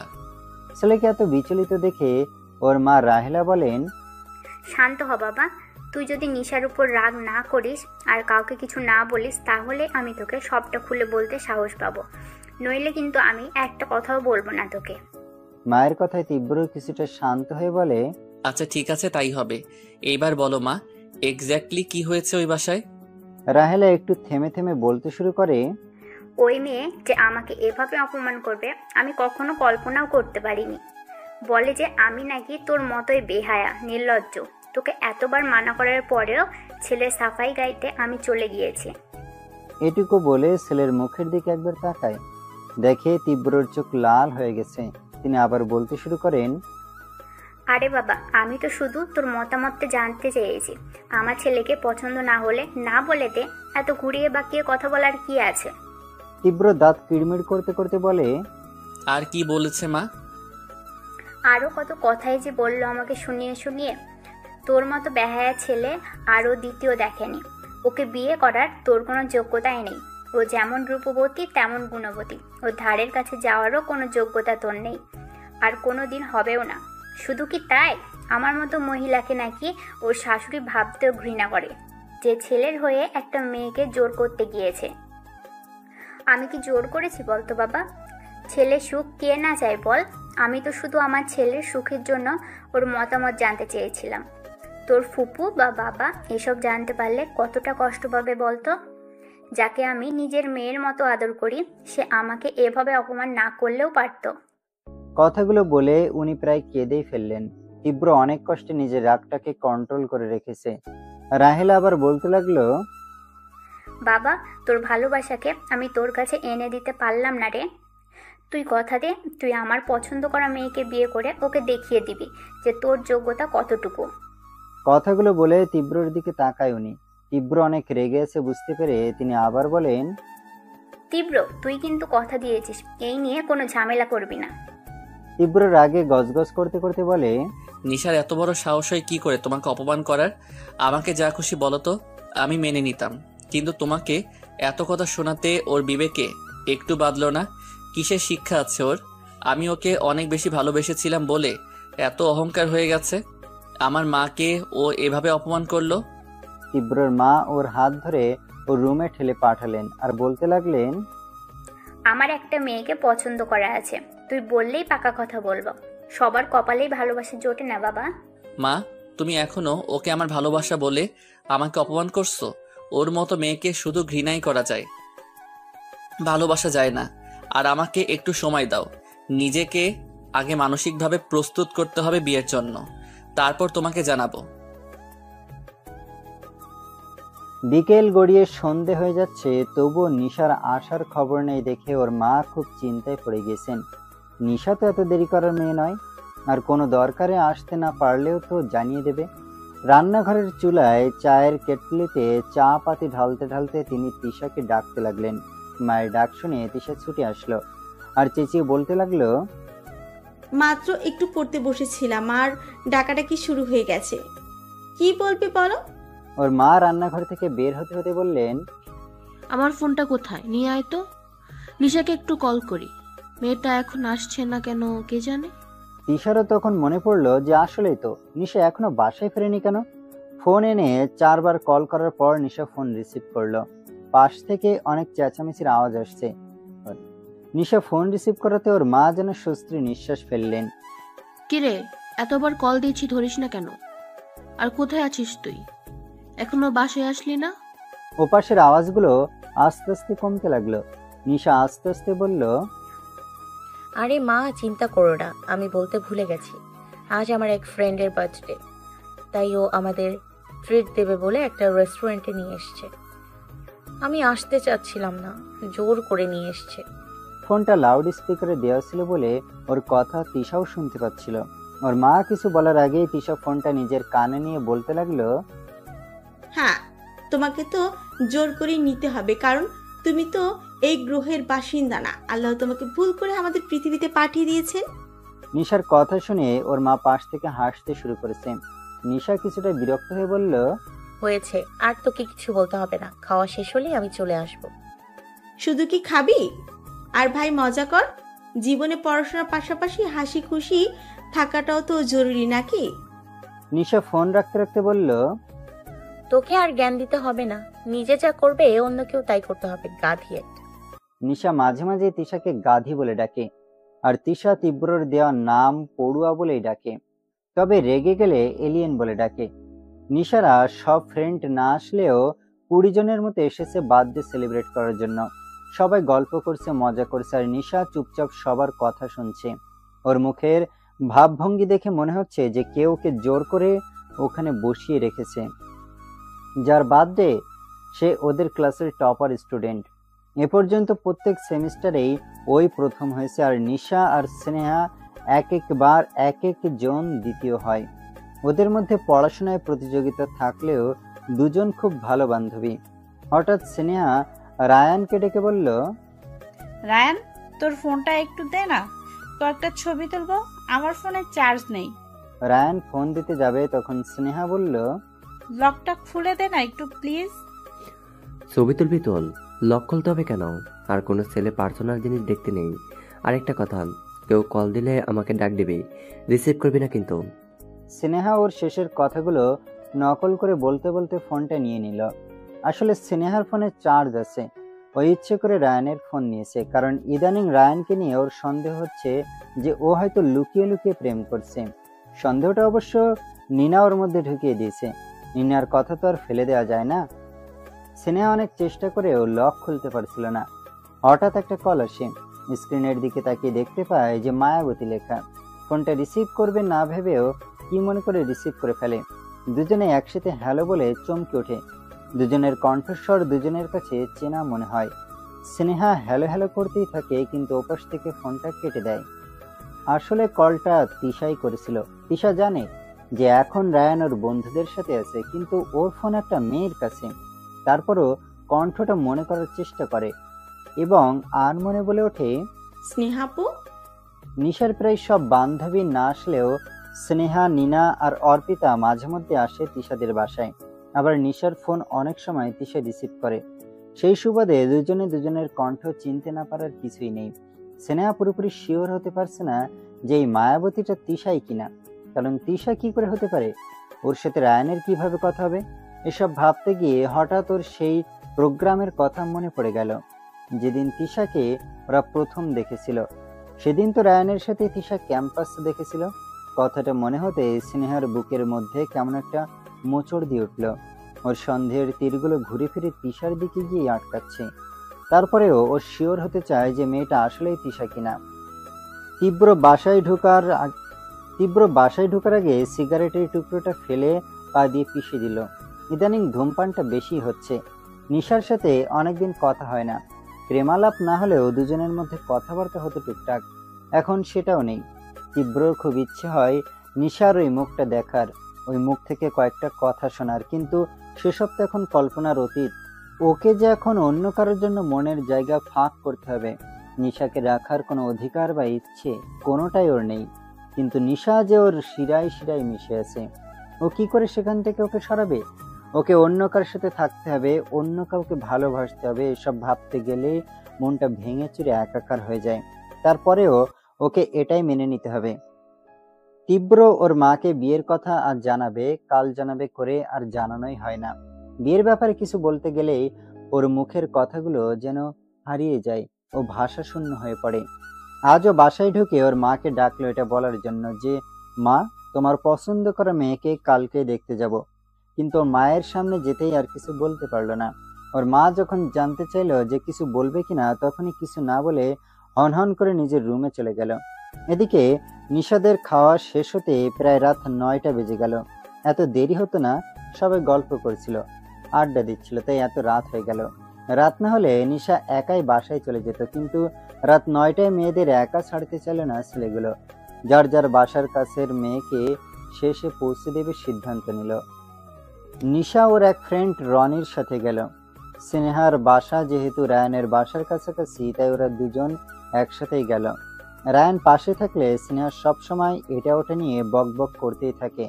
আজ একদম চুপ হয়ে আছে দেখে রায়ান জিজ্ঞেস করলো, কিরে আজ এত চুপচাপ কেন? পেটনিতে ভর করলো নাকি? অন্যদিন হলে এটা নিয়ে রায়ানের সাথে তর্ক জুড়ে দিত স্নেহা, কিন্তু আজও রায়ানের কথার উত্তর না দিয়ে বলল, রায়ান একটা সত্যি কথা বলবি? স্নেহার এমন সিরিয়াস ভঙ্গিতে কথা বলা দেখে রায়ান বলল, কিরে আজ তোর কি হয়েছে বলতো? এমন ভাবে কথা বলছিস কেন? আর তোকে আমি কখনো মিথ্যা বলেছি যে আজ বলবো? কি বলবি বলে ফেল। তুই কি কাউকে ভালোবাসিস? প্রশ্নটা শুনে রায়ান হাঁটা থামিয়ে ওখানেই দাঁড়িয়ে পড়ল। আজ হঠাৎ স্নেহার এমন প্রশ্নের কোনো মানে খুঁজে পাচ্ছিল না ও।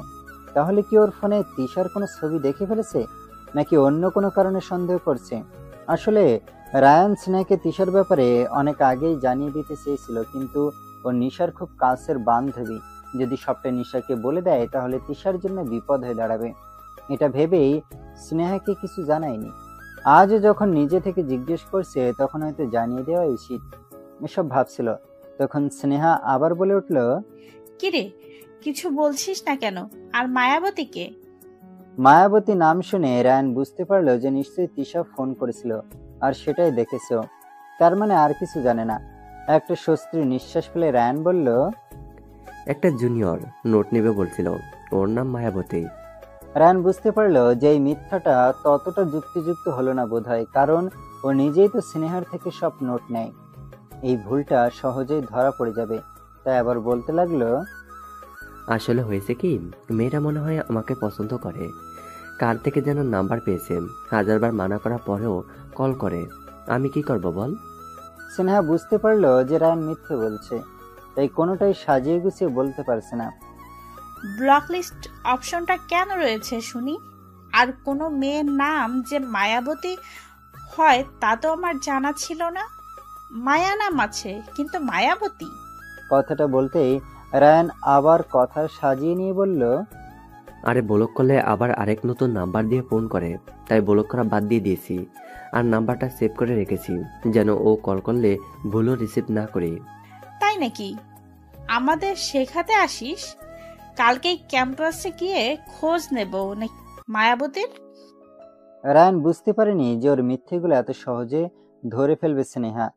রায়ান তবু চেষ্টা করছে সত্যটা লুকানোর। আরে ও অন্য ডিপার্টমেন্টের, বাদ দে তো এসব কথা। আজ খাওয়া দাওয়া কেমন হলো সেটা বল। এতক্ষণে স্নেহারা ওদের বাসার সামনে চলে এসেছে। স্নেহা রায়ানের কোনো কথার উত্তর না দিয়ে চলে যাচ্ছিল। রায়ান ওকে আবার পিছু ডেকে বলল, দেখ স্নেহা, তুই যেমনটা ভাবছিস তেমন কিছুই না। প্লিজ রাগ করিস না। আমার কাউকে ভালো লাগলে অবশ্যই তোকে আগে জানাবো। রায়ান জানে যে ওকে এত মিথ্যা বলা ঠিক হচ্ছে না, কিন্তু এছাড়া ওর কাছে আর কোনো উপায় নেই। স্নেহা এবার রায়ানের কাছে এসে বলল, তুই কি সত্যি এই মায়াবতীকে ভালোবাসিস নাকি? রায়ান এবার কিছুটা রাগী সুরে বলল, আরে ভাই বললাম তো, ওই মেয়েটাই আমার জন্য পাগল। আমি ওকে ভালো টালোবাসি না, আর ও আমাদের ভার্সিটির মেয়ে না, আমার এক রিলেটিভ, তাই চাইলেও ওইভাবে ইগনোর করতে পারি না। পারলে একদিন ওর সাথে তোর পরিচয় করিয়ে দেব, তবুও প্লিজ রাগ করে থাকিস না। এইবার স্নেহা ওর কথা বিশ্বাস করছে কিনা তা বোঝার জন্য রায়ান ওর দিকে তাকিয়ে দেখলো যে স্নেহা মিটিমিটি হাসছে। তার মানে এইবারের মিথ্যেগুলো নিশ্চয়ই বিশ্বাস করেছে। রায়ানও হাসি মুখে স্নেহাকে বিদায় দিয়ে চলে এলো। রায়ান দেখলো যে অনেকটা রাত হয়ে গেছে, তাই আজ রাত আর তিশাকে ফোন করলো না, কারণ সাধারণত রাত 10টার পর তিশার সাথে ও কথা বলে না। অন্যদিকে তিশা ভাবছে যে রায়ানের ফোন স্নেহার কাছে কেন, রায়ান আর ফোন করছে না কেন। নিশা বাসায় আসার পরেও তিশা ওর মায়ের ফোন নিজের কাছে অনেকক্ষণ রাখলো যে যদি রায়ান ফোন করে, কিন্তু রায়ানের সাথে সেদিন আর কথা হলো না তিশার। তাহলে কি স্নেহার সাথে রায়ানের কোনো সম্পর্ক আছে? এসব ভাবতেই বুকের ভেতর ঢিপঢিপ করতে থাকে তিশার। 10 মিনিট ধরে তিশা রায়ানের জন্য অপেক্ষা করছে। ও শুনেছে যে ছেলেরা নাকি মেয়েদের জন্য ঘন্টার পর ঘন্টা অপেক্ষা করে, অথচ রায়ানের জন্য কখনো অপেক্ষা করেছে বলে ওর মনে পড়ে না। সবসময় ওকেই রায়ানের জন্য অপেক্ষা করতে হয়। ব্যাপারটা অনেক বিরক্তিকর। টানা 17 মিনিট অপেক্ষা করার পর রায়ান আসলো। রায়ানকে দেখেই তিশা বলতে লাগলো, কি ব্যাপার, এত দেরি হলো কেন? সেই তখন থেকে অপেক্ষা করছে। রায়ান পকেট থেকে ফোন বের করে সময় দেখলো, বিকেল 4টা বেজে 34 মিনিট। তার মানে আর ঘন্টা খানেকের মধ্যেই সন্ধ্যা নেমে যাবে। সন্ধ্যার আগেই তিশাকে বাসায় যেতে হবে। এসব ভেবে ফোনটা আবার পকেটে রাখতে রাখতে বলল, আমার আসলে ক্লাস ছিল, সেটা শেষ করে আসতে দেরি হয়ে গেল। আচ্ছা বাদ দাও সেসব কথা। কাল স্নেহা আপু ফোন রিসিভ করেছিল কেন? তিশার এই কথাটা শুনে রায়ান যেন আকাশ থেকে পড়ল। স্নেহা ফোন রিসিভ করেছিল? তুমি কথা বলেছিলে? না, হ্যালো বলার পর যখন বুঝতে পারলাম যে স্নেহা আপু, তখনই কল কেটে দিয়েছি। তুমি স্নেহার কণ্ঠ যখন চিনে ফেলেছো, স্নেহাও তাহলে তোমার কণ্ঠ চিনে নিয়েছে, তাই না? তিশা হ্যাঁ সূচক মাথা নাড়িয়ে বলল, সম্ভাবনা তো আছেই। তা ফোন কেন ছিল ওনার কাছে? আরে ছবি তোলার জন্য নিয়েছিল। আমি যে কাল কি উল্টাপাল্টা বলেছি, ও তোমার কণ্ঠ না চিনতে পারলেই ভালো। কি বলছো? তেমন কিছু না। আচ্ছা বাদ দাও। ও আচ্ছা, শোনো, সামনে পরীক্ষা, ফোন আমার কাছে বেশি থাকে না, বেশি কল দিবে না। আপু বুঝতে পারলে খবর আছে, কারণ বেশিরভাগ সময় আপু আমার পাশেই থাকে এখন। আচ্ছা ঠিক আছে, একটু কষ্ট হবে, তবে মানিয়ে নিতে চেষ্টা করব। আর দেখা হয়তো বেশি করতে পারবো না। আচ্ছা, মায়াবতী পরীক্ষার জন্য এইটুকু ছাড় তো দিতেই হবে। আর শোনো, আমি বেশি সময় দিতে পারবো না বলেই অন্যান্য মেয়েদের সাথে বেশি মিশবে না কিন্তু। রায়ান তখন একটু হেসে বলে, আচ্ছা বাবা, মিশবো না, এবার খুশি? তারপর আরো দুজনে আরো কিছুক্ষণ গল্প করার পর সন্ধ্যার আগেই বাসায় ফিরে গেল তিশা। নিশা আজ ঘুম থেকে উঠতে একটু দেরি করে ফেলেছে। প্রতিদিন সকালে নামাজ শেষ করে পড়তে বসে। আজ ওর মা এত ডেকেছে তবুও ঘুম ছাড়াতে পারেনি। নিশা উঠেছে বুঝতে পেরে ওর মা ওকে বলল শানকে ডেকে দিতে। আজ নাকি ওর কলেজে সকাল সকাল যেতে হবে। নিশা শানের রুমে গিয়ে শানকে ডাকতে থাকে। শান বলে আবার পাশ ফিরিয়ে শুল। নিশা আবার ওর মাথায় হালকা চাপড় দিয়ে ডাকতে লাগলো। হঠাৎ ওর চোখ পড়লো বালিশের নিচের দিকে। ও কিছু একটা দেখতে পেল। শানের বালিশের তলা থেকে সিগারেটের প্যাকেট বের হবে, এটা যেন নিশা কল্পনাও করতে পারেনি। শান পড়াশোনায় অনেক ভালো বলেই হয়তো নিশা ওর দিকে বেশি নজর দেয় না, কিন্তু ও যে একটা ছেলে, ওকে যে এই সময়টাই দেখে রাখতে হবে সে কথা নিশা ভুলেই গিয়েছিল। আসলে নিজের পড়াশোনায় ও এতটাই মগ্ন হয়ে থাকে যে ভাই বোনের দিকে নজর দেওয়ার সময় হয়ে ওঠে না। নিজের প্রতি একটা রাগ কাজ করছে নিশার। নিশা শানকে বিছানায় টেনে তুলে বসালো। তারপর সকালে ঘুম থেকে ওঠার আগে আচমকে এত জোরে একটা চড় খেয়ে শান যেন তবদা মেরে রইল কিছুক্ষণ। নিশা ওকে কেন চড় মারলো এই ব্যাপারে চিল্লিয়ে কিছু বলতে যাবে তার আগেই ওর চোখ পড়লো নিশার হাতে থাকা সিগারেটের প্যাকেটের দিকে। শান যেন বেলুনের মতো চুপসে গেল। এবার ও কি বলবে না বলবে বুঝতে পারছে না। কাল রাতে কি বোকামিটাই না করে ফেলেছে সিগারেটের প্যাকেট বাসায় এনে। সাধারণত ও কখনো বাসায় সিগারেট খায় না, প্যাকেট আনা তো দূরে থাক, আজকে প্রথম বাসায় প্যাকেট আনলো আর আজকে এভাবে ধরা পড়লো। আসলে ওর ভাগ্যটাই খারাপ, এসব ভাবছিল। তখন নিশা বলতে লাগলো, তোকে কলেজে এসব করার জন্য পাঠানো হয়েছে? কলেজে উঠে একেবারে পাখনা গজিয়ে গেছে মনে হচ্ছে। তা কবে থেকে এসব শুরু হলো? শান বোনের কথা আমতা আমতা করতে থাকে, কিছু বলতে পারে না। নিশার এত পরিমাণ রাগ হচ্ছে যে শানকে যেন নিজের চোখের সামনে সহ্য হচ্ছে না। ও কত ভালোবাসে শানকে, ওর পুরো পরিবার অনেক ভালোবাসে ওকে, আরও এইভাবে সেই ভালোবাসার প্রতিদান দেবে। নিশা সিগারেটের প্যাকেটটা টেবিলের উপর ছুঁড়ে ফেলে বাইরে বের হয়ে যাচ্ছিল। তখন শান আস্তে আস্তে বলতে লাগলো, প্লিজ আপু, বাবা আর মাকে বলো না কথাটা। নিশা আবার দরজার কাছ থেকে ফিরে শানের কাছে এসে বললে, কেন এসব করার সময় মনে ছিল না বাবা মায়ের কথা? এখন ধরা পড়ে সাধু সাজা হচ্ছে? শান নিশার হাত শক্ত করে ধরে বলে, আপু আর হবে না, প্লিজ এবারের মতো মাফ করে দাও, আর কাউকে জানাবে না প্লিজ। নিশা এক ঝটকায় নিজের হাত ছাড়িয়ে নিয়ে বলে, মাফ করতে পারি একটা শর্তে, কখনো এসব ধরবি না। আচ্ছা আপু, কথা দিলাম। আর আমি আজকেই তোর কলেজে গিয়ে খোঁজ খবর নেব, আসলে ওখানে গিয়ে তুই কি করছিস না করছিস। আচ্ছা যেও, তবুও কাউকে এই কথাটা বলো না। ওদের চেঁচামেচি শুনে ততক্ষণে ওর মা শানের রুমে চলে এসেছে। নিশা তাড়াতাড়ি একটা বই দিয়ে সিগারেটের প্যাকেটটা ঢেকে দেয়। আসলে নিশা নিজেও চায় না যে ওর মা এসব দেখে কষ্ট পাক। ওর মা এসেই বলল, কি হয়েছে সকাল সকাল এত চেঁচামেচি? আমি তো শুধু ওকে ডেকে দিতে বলেছি, আর তোরা কি শুরু করে দিয়েছিস? শান কিছু বলতে চাচ্ছিল, তার আগেই নিশা বলল, কিছু না মা, ও উঠতে চাচ্ছিল না, তাই একটু বকাবকি করছিলাম। চলো তো এবার, ও তো উঠে গেছে এখন। শানের মা আর বোন চলে যেতেই ও ধপ করে বিছানার উপর বসে পড়ল। সকালবেলায় যেন একটা প্রচন্ড ঝড় বয়ে গেল ওর উপর দিয়ে। তিশা বসে বসে কলম মুখে নিয়ে কি যেন চিন্তা করছে। নিশা ব্যাপারটা অনেকক্ষণ ধরে খেয়াল করছিল। অবশেষে তিশাকে জিজ্ঞেস করেই ফেলল, কিরে, কি এত ভাবছিস পড়া বাদ দিয়ে? আপু, লিলি আপুর ছেলে হবে নাকি মেয়ে হবে? এই সাধারণ কথাটাও মনে নেই? হ্যাঁ, পড়া মনে থাকবে কি করে? আরে বল না আগে। ছেলে হবে। কেন? সামনের শুক্রবারই তো আপুর সাধের অনুষ্ঠান, যাবে না তুমি? না গিয়ে উপায় আছে? সেটাই, আপু এতবার করে ফোন করেছে, না গেলেই নয়। সে যখন সময় হয় তখন দেখা যাবে, এখন মন দিয়ে পড়। লিলির সাধের অনুষ্ঠানে গিয়ে এমন একটা জিনিস দেখতে পাবে ভাবতেও পারেনি নিশা। তীব্র একটা মেয়ের সাথে ঘুরছে। মেয়েটার কেউ নয়, ওর হবু স্ত্রী। মেয়েটা দেখতে আসলে অনেক সুন্দর, হয়তো নিশার থেকেও সুন্দর। মেয়েটা কলেজ পর্যন্ত গ্রামে থেকে পড়াশোনা করেছে, এখানে ভার্সিটিতে অ্যাডমিশনের জন্য এসেছিল। এখন একেবারে বিয়ের অ্যাডমিশন পেয়ে গেছে। তীব্রর মা নাকি বলেছে যে মেয়েকে আর পড়াবে না, মেয়েদের বেশি না পড়াশোনাই ভালো, বেশি পড়লে সেসব মেয়েরা সংসারে মন দিতে পারে না। তীব্র প্রথমে এই কথার বিরুদ্ধে থাকলেও নিজের মায়ের জিদের কাছে হেরে গেছে। কথাগুলো মীরার থেকে শুনল নিশা। মীরা আরো বলল, চাচি একেবারে আগের যুগে মানুষের মতো সরল, বেশি পড়লে নাকি সংসার করবে না। আরে লিলি আপুকে দেখো, মাস্টার্স কমপ্লিট করেছে, তারপরেও কত সুন্দর করে সংসার করছে, আর কিছুদিন পর বাচ্চাও হবে।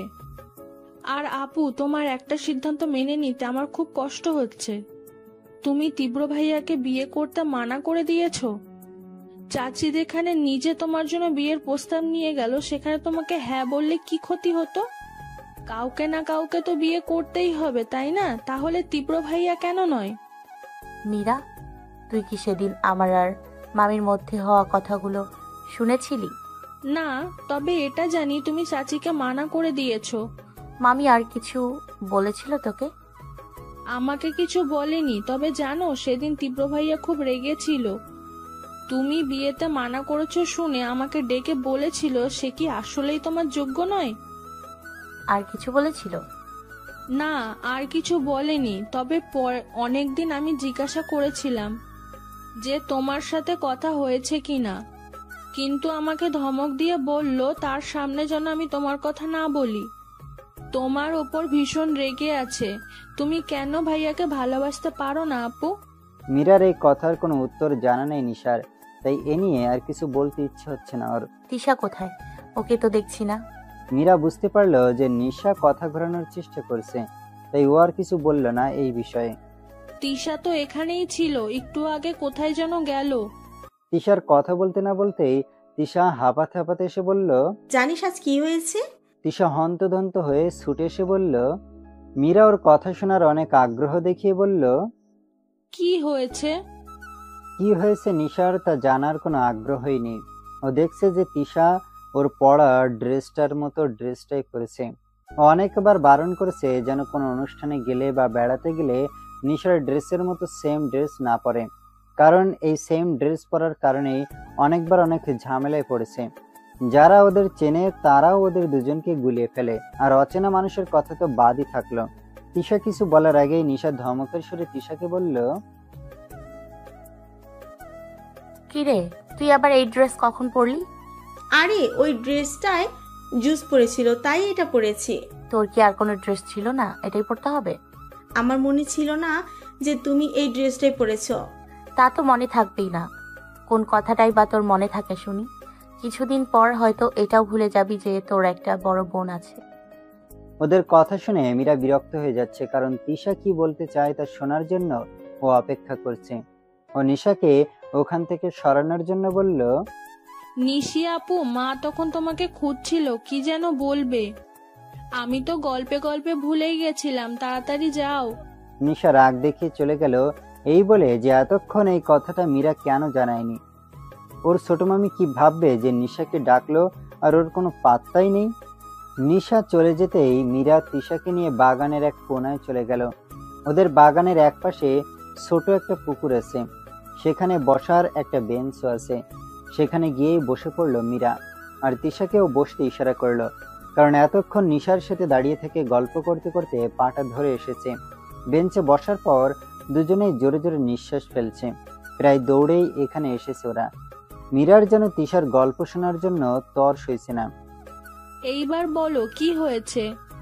নিশি আপু থাকলে তো হাজারটা প্রশ্ন করতো, তাই তাকে পাঠিয়ে দিলাম।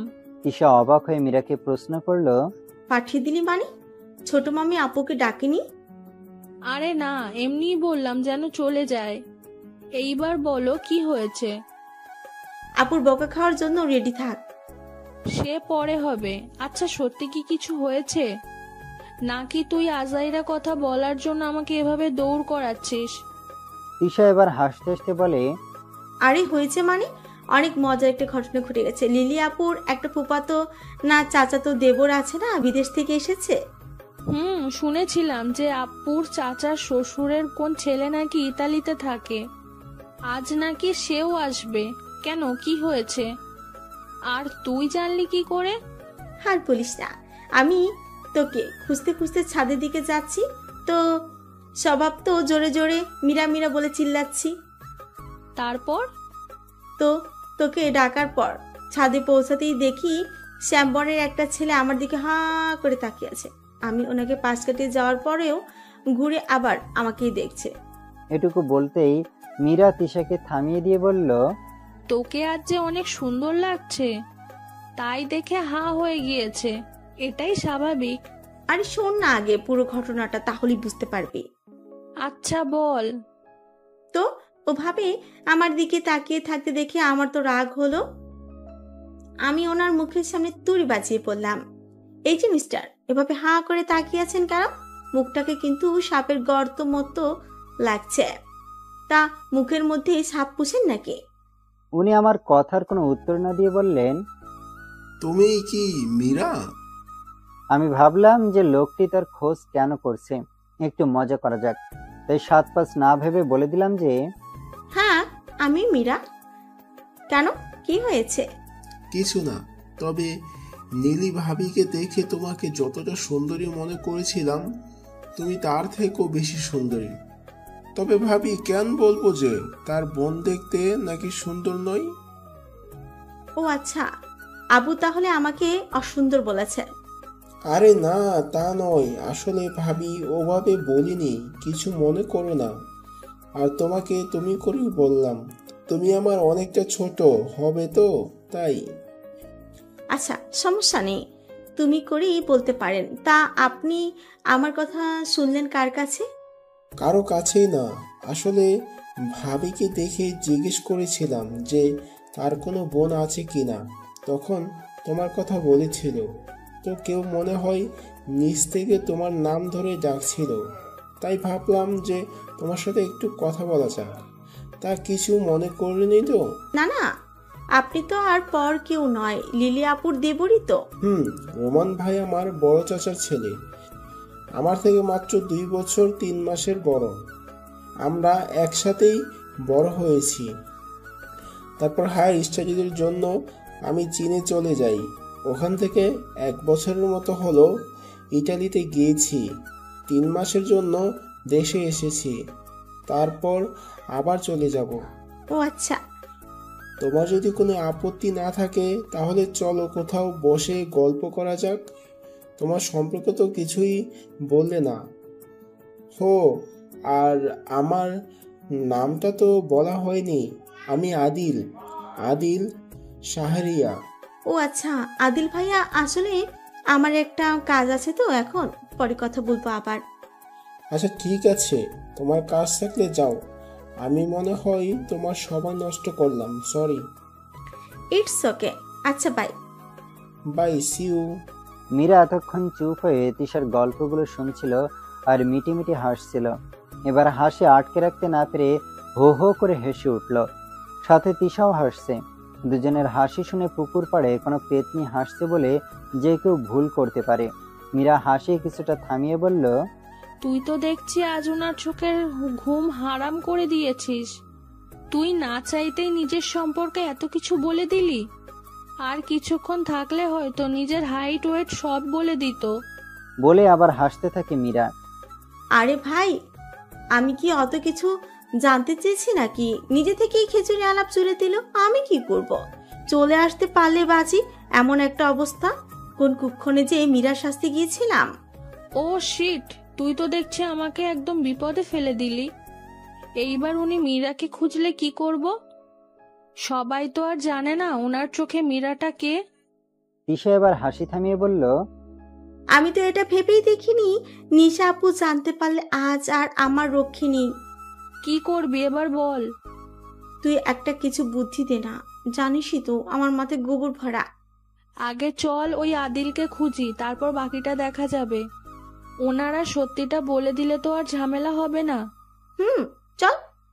আমি যে কেন কোনো কিছু না ভেবেই কাজ করি কে জানে। আপু ঠিকই বলে, আমি আসলে একটা গাধি। কথাগুলো বলেই দুজনে আদিলকে খোঁজার জন্য চলে গেল। সন্ধে পার হয়ে গেছে। লিলির আত্মীয়রা প্রায় সবাই চলে গেছে, শুধু ওর নানা বাড়ির কিছু লোক আছে। ওর শ্বশুর বাড়ির লোকজনও যাওয়ার প্রস্তুতি নিচ্ছে। এমন সময় আদিল এসে লিলিকে বলল, ভাবি, আপনার ছোট বোনটা কোথায়? লিলি আশেপাশে তাকিয়ে মীরাকে খুঁজলো, কিন্তু কোথাও দেখলো না। তাই বলল, কি জানি কোথায় যে গেছে মেয়েটা, অনেকক্ষণ ধরে দেখছি না। তোমার সাথে পরিচয় করানো হলো না। দাঁড়াও, আমি কাউকে বলছি ওকে ডেকে নিয়ে আসতে। তার আর দরকার হবে না, আমি নিজেই ডেকে নিচ্ছি। তুমি ওকে ডাকবে কি করে? তুমি তো ওকে চিনোই না। আদিল মৃদু হেসে বলল, আপনি পরিচয় না করিয়ে দিলে কি হবে? আমি নিজেই বিয়ানকে খুঁজে নিয়েছি। ওর সাথে তোমার দেখা হয়েছে? শুধু দেখা নয়, কথাও হয়েছে। এবার তাহলে বিশ্বাস হচ্ছে তো আমি মিথ্যে বলিনি? অবশ্যই মিথ্যা বলছেন। নিজের ছোট বোনকে নিয়ে এভাবে জ্বলন্ত একটা মিথ্যা আপনি কি করে বলতে পারেন? মিথ্যা বলেছি আমি? আরে আমি মিথ্যা বলবো কেন? যা সত্যি তাই তো বলেছি। আপনার অত সুন্দর একটা মিষ্টি বোনকে আপনি অসুন্দর বললেন কি করে?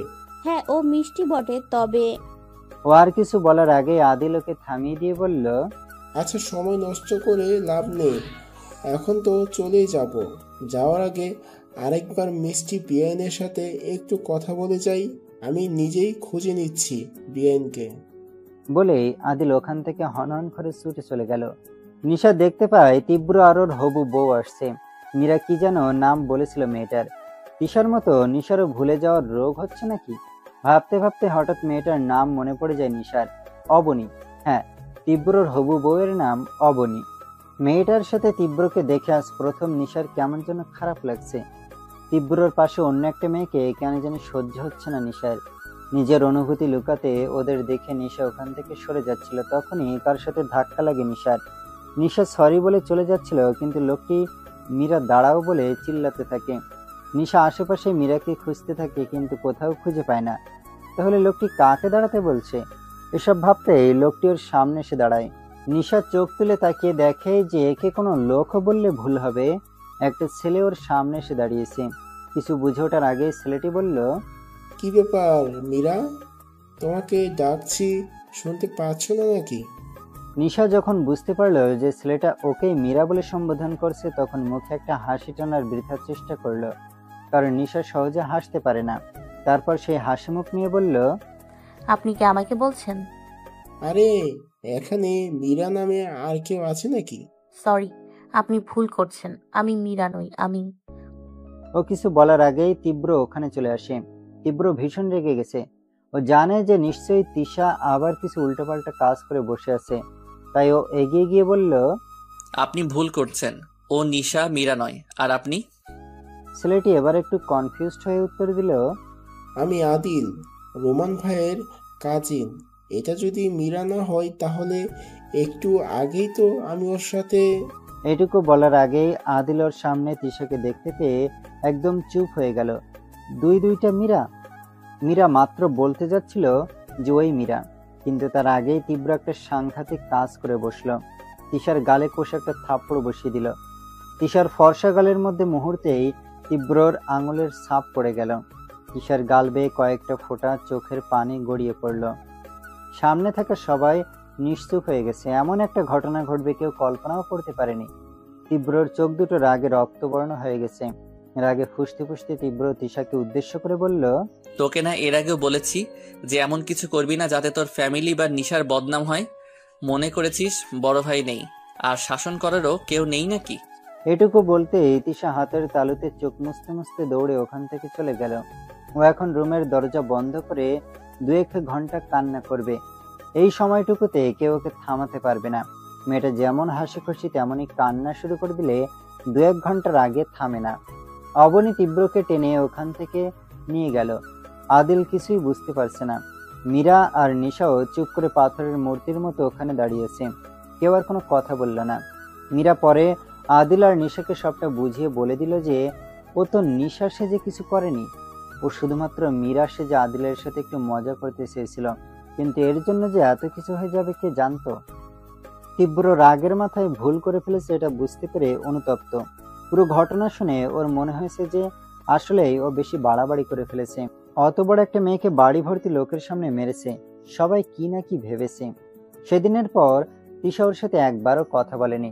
মেয়েটা এত জেদি, তীব্রকে দেখলেই এড়িয়ে চলছে। তীব্র আসলে নিশার পাশে অন্য ছেলে দাঁড়িয়ে কথা বলছে দেখে রেগে গেছিল, আর সেই রাগটা ঝাড়লো তিশার উপরে। তীব্র নিশাকে অনেক ভালোবাসে ঠিক আছে, কিন্তু ছেঁচড়ামি স্বভাবটা ওর একদম পছন্দ নয়। একজন ডাক্তার, সমাজে ওর একটা আলাদা রেপুটেশন আছে, পার্সোনালিটি আছে। ছেঁচড়ামি স্বভাবটা ওর সাথে যায় না। ওর খুব ইচ্ছে করে নিশাকে জিজ্ঞেস করতে যে কেন নিশা ওকে ভালোবাসতে পারলো না, কেন ওকে পছন্দ নয় নিশার, নাকি নিশা অন্য কাউকে ভালোবাসে। কথাটা ভাবতেই রাগে গা জ্বলে ওঠে তীব্রর। ও আর ভাবতে পারে না, ওর মাথাটা ঝিমঝিম করে ওঠে। নিশার প্রতি ভালোবাসাগুলো ঘৃণায় পরিবর্তন হলেও ভালোবাসার স্বভাবটা রয়ে গেছে। আদিল সেদিন পুরোটা জানতে পেরে খুব হেসেছে। একটা মেয়ে ওকে এভাবে বোকা বানাবে ও ভাবতেও পারেনি। তবে তিশার থাপ্পড়ের কথাটা মনে পড়তেই ওর জন্য মায়া হচ্ছিল। দুবোন কত আলাদা। নিশার চুপচাপ স্বভাবটা আদিলের খুব ভালো লেগেছে। মিষ্টি একটা মেয়ে, নীরব প্রকৃতির, যেন ওর মনের মতোই একটা মেয়ে। আর তিশা বদের হাড্ডি একটা। নিশাকে আদিলের পরিবার আর কি বিয়ের প্রস্তাব পাঠিয়েছে। কথা শুনে নিশা ওর লিলি আপুকে দোষারোপ করছে। ও কি করে এখনই নিশার বিয়ের কথা বলে? ওর এখনো 2 বছরের মতো আছে গ্রাজুয়েশন শেষ হতে, তারপর আরো পড়াশোনা করার ইচ্ছে আছে। তবে লিলির যে এখানে কোনো দোষ নেই তা বুঝতে পারলেও নিশা তো আর অন্য কাউকে দোষ দিতে পারছে না। তবে নিশা সোজা মানা করে দিয়েছে। ও বুঝতে পেরেছে যে ওর মা বাবা একটু একটু রাজি, তবে নিশার ইচ্ছের বিরুদ্ধে কিছু বলতে পারছে না। তিশার সামনে পরীক্ষা, ওর মাও একটু অসুস্থ, তাই নিশা ওর মাকে রান্নার কাজে মাঝে মধ্যে সাহায্য করে। কাজের বুয়া অন্যান্য কাজ করে দিয়ে গেলেও রান্না তো ওর মাকেই করতে হয়। আজ সন্ধ্যায় নিশা ওর বাবা মায়ের জন্য চা নিয়ে ঘরে ঢুকতে যাবে, তখনই ওর বাবার কথা কানে আসে। তিশার কথা বলে দেখবো নাকি ওনাদের? এ কথা শুনেই নিশার মা চিল্লিয়ে ওঠেন, আরে তুমি কি পাগল হলে নাকি? নিশা আর তিশা কি এক নাকি? ওরা নিশাকে চাইছে। দেখতে তো একই। দেখতে এক হলেই কি আর এক হয়? ওরা অনেক শিক্ষিত মেয়ে চায়, ভারী বয়সের মেয়ে চায়। তিশার যা স্বভাব, আর ও সবে ইন্টার পরীক্ষা দিবে। আমার কিছু মাথায় আসছে না। ব্যবসার অবস্থা ভালো না। কয়দিন পর তিশাও ভার্সিটিতে উঠবে। ওকে দিয়ে তো সেই ভরসা নেই যে কোনো সরকারি ভার্সিটিতে চান্স পাবে। আর বেসরকারিভাবে পড়াশোনার খরচ চালানো আমার পক্ষে সম্ভব না। আর শাওনকেও তো পড়াতে হবে। তাই বলে তুমি একজনের জায়গায় আরেকজনকে বসাতে চাও? ভাবছিলাম যে তিশার রেজাল্টটা খারাপ হবে, জানা কথা। ভার্সিটিতে চান্সও পাবে না, এটাও জানা কথা। তখন ওর বিয়ে দিয়ে দিব। শাহানার নিশা পড়বে, কিন্তু এখন সাহস পাচ্ছি না। আর শরীরটাও ভালো যাচ্ছে না। আমার কিছু হয়ে গেলে মেয়ে দুটার কি হবে? বড় হচ্ছে না, চিন্তা হয়। তিশাকে নিয়ে বেশি চিন্তা, কখন কি উল্টাপাল্টা কাজ করে বসে। এখনকার মেয়ে ছেলেদের দিয়ে কোনো ভরসা নেই। এটুকু শুনে নিশার মা বলে, আচ্ছা আমি একবার নিশাকে বুঝিয়ে দেখি কি বলে। দেখো, এত ভালো পাত্র হাতছাড়া করার কোনো ইচ্ছা নেই। নিশা বাবার মুখের দিকে তাকিয়ে বিয়েতে রাজি হয়ে গেছে। নিশা চেয়েছিল যে 2 বছর পর বিয়ে করে ইতালি চলে যাবে আদিলের সাথে, কিন্তু ওদের পরিবারের কথা এখনই বিয়েটা হয়ে যাক। কখন কি হয় বলা তো যায় না। এভাবে বিয়ে ঠিক করে না রাখাই ভালো। 2 বছর পর আদিল একেবারে নিয়ে যেতে পারবে। এখন বিয়ে করে রেখে গেলে ক্ষতি কি? আদিল 3 মাসের বেশি থাকতে পারবে না, তাই যত দ্রুত সম্ভব বিয়েটা সেরে ফেলতে চাই। নিশার বাবা বলে কয়ে কিছুটা সময় নিয়েছে। বড় মেয়ের বিয়ে, অনেক বড় অনুষ্ঠান করবে। সামনের মাসে ওদের বিয়ে। তিশা এতে রাগ করে বসে আছে। সামনের পরীক্ষা আর এখনই নিশার বিয়ে দিতে হলো। তীব্রর জন্য নিশার কেন যেন খারাপ লাগছে। পড়াশোনা শেষ না করে বিয়ে করবে না জন্য তীব্রর মাকে ফিরিয়ে দিয়েছে, অথচ এখন অন্য একটা ছেলেকে বিয়ে করতে রাজি হয়ে গেল। তার চেয়ে তীব্রকে বিয়ে করে নিলেই ভালো হতো নাকি? কিন্তু তীব্রর জীবনে তো এখন অন্য কেউ চলে এসেছে। ভাবতেই নিশার অজান্তেই ওর চোখ বেয়ে কয়েক ফোঁটা পানি গড়িয়ে পড়ে। হয়তো তীব্র ওর ভাগ্যে নেই। তীব্র বড় ভাই হিসেবে নিশার বিয়ের দায়িত্ব পালন করছে, বুকে পাথর চাপা রেখে সবকিছু করে যাচ্ছে। ভাই বোনের মধ্যে একমাত্র শান আর মীরা অনেক খুশি নিশার বিয়েতে। কাল নিশার বিয়ে, রাত 12টা বেজে 19 মিনিট। তীব্র ছাদের এক কোনায় দাঁড়িয়ে সিগারেট খাচ্ছে। আজ আর বাসায় যায়নি। শানের রুমে শুয়ে ঘুম আসছিল না বলে ছাদ এসেছে। ও নিশার আগে বিয়ে করে দেখিয়ে দিতে চেয়েছিল, কিন্তু এখন নিশাই ওর আগে বিয়ে করে নিচ্ছে। ব্যাপারটাও কিছুতেই মেনে নিতে পারছে না। মানুষ ভালোবাসার মানুষকে কষ্ট পেতে দেখলেও হয়তো ততটা কষ্ট পায় না যতটা কষ্ট পায় তাকে অন্যের হতে দেখলে। তীব্রর ক্ষেত্রেও এর ব্যতিক্রম নয়। ওর ভীষণ কষ্ট হচ্ছে এটা ভেবে যে কাল থেকে নিশা অন্য কারো, যাকে এতদিন ধরে এত ভালোবাসলো, সে অন্য কারো হবে। কি এমন কমতে ছিল ওর, যার কারণে নিজের ভালোবাসা পেল না? হঠাৎ কারো পায়ের আওয়াজে ভাবনার জগৎ থেকে বাস্তবে ফিরে আসে তীব্র। পিছনে তাকাতেই নিশাকে দেখে চমকে ওঠে তীব্র। নিশাও ভূত দেখার মতো 2 হাত পিছিয়ে যায়। এটা যে নিশা তা তীব্র সহজে বুঝতে পারলো, কারণ চাঁদের আলোয় ওর মুখের পাশাপাশি হাতের মেহেদিগুলো আবছা দেখা যাচ্ছিল। তীব্র বলে উঠল, তুমি এখানে এত রাতে? ঘুম আসছিল না তাই। আপনি এখানে কি করছেন? এতক্ষণে তীব্রর মনে হলো যে ওর হাতে সিগারেট আছে। নিশা নাকের উপরে হাত দিয়ে রেখেছে, কারণ সিগারেটের গন্ধ ও একদম সহ্য করতে পারে না। তীব্র সিগারেটের টুকরোটা ফেলে দিয়ে বলল, তোমার যোগ্য ছেলেকে জীবনসঙ্গী হিসেবে পেতে যাচ্ছ, ঘুম হবে কি? ঘুমালেই তো তোমার স্বপ্নের রাজকুমার হারিয়ে যেতে পারে। তীব্রর কথাগুলো নিশার গায়ে যেন কাটার মতো ফুটছে। নিশা কি বলবে ভেবে পাচ্ছে না। তীব্র ওর উপর এত রেগে কেন তাও বুঝতে পারছে না। বিয়েতে মানা করছে বলে। নিশাকে চুপ থাকতে দেখে তীব্র আবার বলল, একটা প্রশ্ন করব? কি? আমাকে ভালোবাসলে কি খুব বেশি ক্ষতি হতো তোমার? দেখুন, কাল আমার বিয়ে, আজ এসব কথা না বললেই নয়। আমি শুধু কারণ জানতে চাই, তোমার বিয়ের পাত্রটা আমি নই কেন? কেন সেটা অন্য কেউ? কারণ আপনার পাত্রী আপনার জন্য অপেক্ষা করছে, আর আমার পাত্র। কথাটা বলেই নিশা থেমে যায়। তীব্র এবার বলে, হ্যাঁ বলো, তোমার পাত্র কি অপেক্ষা করছে তোমার জন্য, তাই না? দেখুন, আপনার সাথে এত রাতে এই বিষয়ে কথা বলার কোনো মুড আমার নেই। কথাগুলো বলেই নিশা হন হন করে নিচে চলে গেল। তীব্র নির্বিকার দাঁড়িয়ে রইল আর নিশার চলে যাওয়া দেখতে লাগলো। আজ নিশার বিয়ে, সবাই ব্যস্ত। যে কোনো সময় পাত্রপক্ষ চলে আসতে পারে। এমন সময় একটি মেয়ে এসে নিশাকে খুঁজছে। কেউ চেনে না তাকে, নিশার কোনো বান্ধবী হবে হয়তো। তাই মীরা ওকে নিশার কাছে নিয়ে গেল।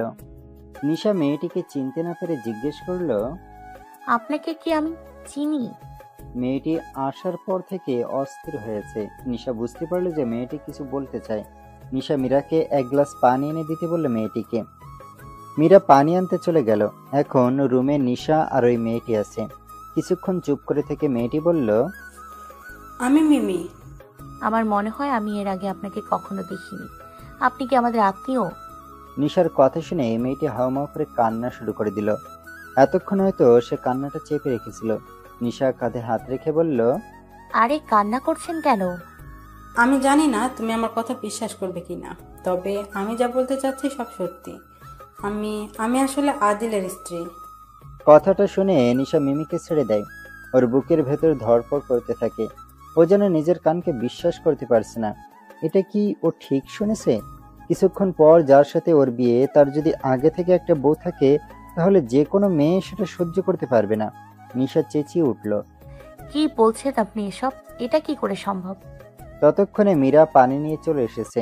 নিশাকে চেঁচাতে দেখেও থতমত খেয়ে গেল। মিমি এবার বলতে লাগলো, 4 বছর আগে আমরা কাজী অফিসে গিয়ে বিয়ে করি। 3 বছরের রিলেশন ছিল আমাদের। এইবারও দেশে এসেছে আমাদের বিয়ের কথা সবাইকে জানিয়ে আমাকে সাথে করে নিয়ে যাওয়ার জন্য। দেশে এসেও সব ঠিক ছিল, কিন্তু কিছুদিন হলো আমার সাথে যোগাযোগ বন্ধ করে দিয়েছে। পরে অনেক খোঁজ না জানতে পারি যে ও তোমাকে বিয়ে করতে যাচ্ছে।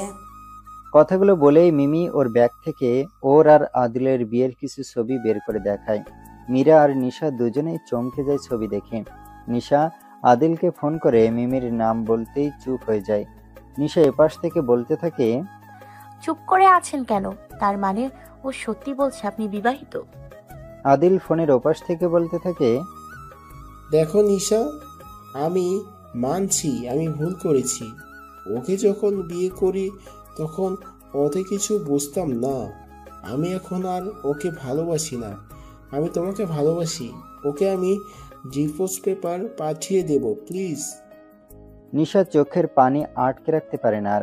ততক্ষণে তিশা, তীব্র আরো অনেকেই চলে এসেছে ওখানে। কারোরই আর বুঝতে বাকি রইল না পুরো ঘটনা। তীব্র নিশার হাত থেকে ফোন কেড়ে নিয়ে বলল, আর একবার নিশার নাম মুখে নিলে জিভ টেনে ছিঁড়ে ফেলবো। আত্মীয় বলে যে মাফ করবো তা নয়। তীব্র আরো অনেকগুলো কথা শুনিয়ে ফোন রেখে দেয়। আদিলের পরিবার এ বিষয়ে জানতে পেরে লোক পাঠিয়ে মিমিকে নিয়ে যায়। আর নিশার বাবার কাছে আদিলের বাবা ফোন করে মাপ চেয়ে নেয়। ছেলে ভুল করতে পারে, কিন্তু ওনারা তো আর ভুল করতে পারে না। দুইটা মেয়ের জীবন নষ্ট হওয়ার হাত থেকে বেঁচেছে, এটাই বড় কথা। কিন্তু নিশার বাবা যে মেয়ের বাবা, এত লোকজনকে দাওয়াত করেছে, তাদের কি বলবে? কিভাবে বলবে যে বর আর আসবে না, বিয়ে আর হবে না? বিয়ের দিন একটা মেয়ের বিয়ে ভেঙে যাওয়া মানে সমাজের চোখে সে অনেক বড় দোষী। কে বিয়ে করবে নিশাকে? নিশার বাবা এখন পাত্র পাবে কোথায়? একটু আগেও যে বাড়িটা আনন্দমুখর হয়েছিল, নিমিষেই তা যেন বিষাদে ছেয়ে গেল। এখন তার লোকজনকে আটকানো যাবে না। নিশার মায়ের মাথায় পানি ঢালা হচ্ছে। কেউ জিজ্ঞেস করলে বলা হচ্ছে যে মেয়ের বিয়ের কাজ করতে গিয়ে অসুস্থ হয়ে গিয়েছে, আর মেয়ে চলে যাবে এই চিন্তায় চিন্তায় এমন হয়েছে। অনেকে আসল কারণটা আজ করতে পারছে হয়তো, কিন্তু মুখ ফুটে কিছু বলছে না। তীব্রর বাবা, বোন আর বোনের পরিবারের এই অবস্থা দেখে স্থির থাকতে পারছেন না। হঠাৎ তিনি তীব্রকে একটা রুমে ডেকে নিয়ে বলতে লাগলেন, বাবা, তুই পারিস সেসব সমস্যার সমাধান করতে। নিজের বাবার মুখে এমন কথা শুনে অবাক হয়ে যায় তীব্র। কি বলতে চাইছে ওর বাবা? তীব্রকে চুপ থাকতে দেখে ওর বাবা আবার বলতে থাকে, তুই নিশাকে বিয়ে করে নে। জানি বাবা হিসাবে আমার এরকম অনুরোধ করা ঠিক নয়, কিন্তু ভাই হিসাবে আজ যদি বোনের পাশে না দাঁড়াই তাহলে সারা জীবনেও হয়তো নিজেকে ক্ষমা করতে পারবো না। প্লিজ তুই না করিস না। আমি নিশার মাঝে আমার বড় আপাকে দেখতে পাচ্ছি। সেম ঘটনায় কেন নিশার সাথে ঘটছে আমি বুঝতে পারছি না। তীব্রর কাছে সবকিছু স্বপ্ন মনে হচ্ছে ও এসব স্বপ্ন দেখছে। স্বপ্ন ভাঙলেই ও দেখবে নিজের বিছানায় শুয়ে আছে, ওর বাবাও নেই। এসব কথাও কেউ বলছে না। ও নিজের গায়ে চিমটি কাটে, ব্যথা পাচ্ছে, তার মানে এটা স্বপ্ন নয়। ও পাশে থাকা চেয়ারটা ধপ করে বসে পড়ে। আর ওর বাবার বড় বোন মানে ওর একটা বড় ফুপুও ছিল। আর তার কি হয়েছিল? ওর বাবা যে বলল নিশার মতোই। তীব্র ঘরের মধ্যে থেকেই ওর বাবাকে জিজ্ঞেস করলো, আমার বড় ফুপু ছিল, কি হয়েছিল তার? এতদিন তার কথা শুনিনি তো। আমি তখন কলেজে পড়ি। তোর দাদা আমাদের গ্রামের এক বড় ব্যবসায়ীর ছেলের সাথে তোর বড় ফুপুর বিয়ে ঠিক করে। বিয়ের দিন বরপক্ষের সবাই আসলো, খাওয়া দাওয়া করলো। তারা বললো যে বরের একটু কাজ পড়ে গেছে, একটু পরে আসবে। আমরা বরের অপেক্ষায় থাকলাম, কিন্তু সন্ধ্যা পেরিয়ে রাত হয়ে গেল, বরের খবর নেই। তখনই জানতে পারলাম ওই ছেলেটা বিয়েতে রাজি না। ছেলেটার পরিবার থেকে জোর করে বিয়ে দিচ্ছে। বর আর আসলো না, বিয়েও হলো না। অনেকে অনেক কথা বলতে লাগলো তোর ফুপুকে। তোর ফুপু শুধু কান্না করে যাচ্ছিল। রাতটা পার হয়ে গেল, কিন্তু পরদিন সকালে। এটুকু বলেই উনি থেমে গেলেন, চোখটা মুছে নিলেন। তীব্র আগ্রহের সাথে বলল, পরদিন কি হয়েছিল? পরদিন তোর ফুপুর লাশ ঝুলছিল বাড়ির পেছনের আম গাছটাতে। তীব্র একথা শুনতেই নিশার ঝুলন্ত লাশ কল্পনা করতে থাকে, তারপর চেঁচিয়ে ওঠে, না। ওর বাবা বলেন, কি হয়েছে বাবা? বল, তুই নিশাকে বিয়ে করবি, আমার কথা রাখবি। আমি নিশার কোনো ক্ষতি দেখতে পারবো না। অবনীর কথা এতক্ষণ তীব্রর মাথাতেই ছিল না। ওর মা অসুস্থ বলে গ্রামে গেছে, বিয়েতে আসতে পারেনি। অবনীর কি হবে ভাবতেই তীব্রর মাথা কাজ করা বন্ধ করে দেয়। অবনীর সাথে এত বড় বিশ্বাসঘাতকতা ও করতে পারবে না।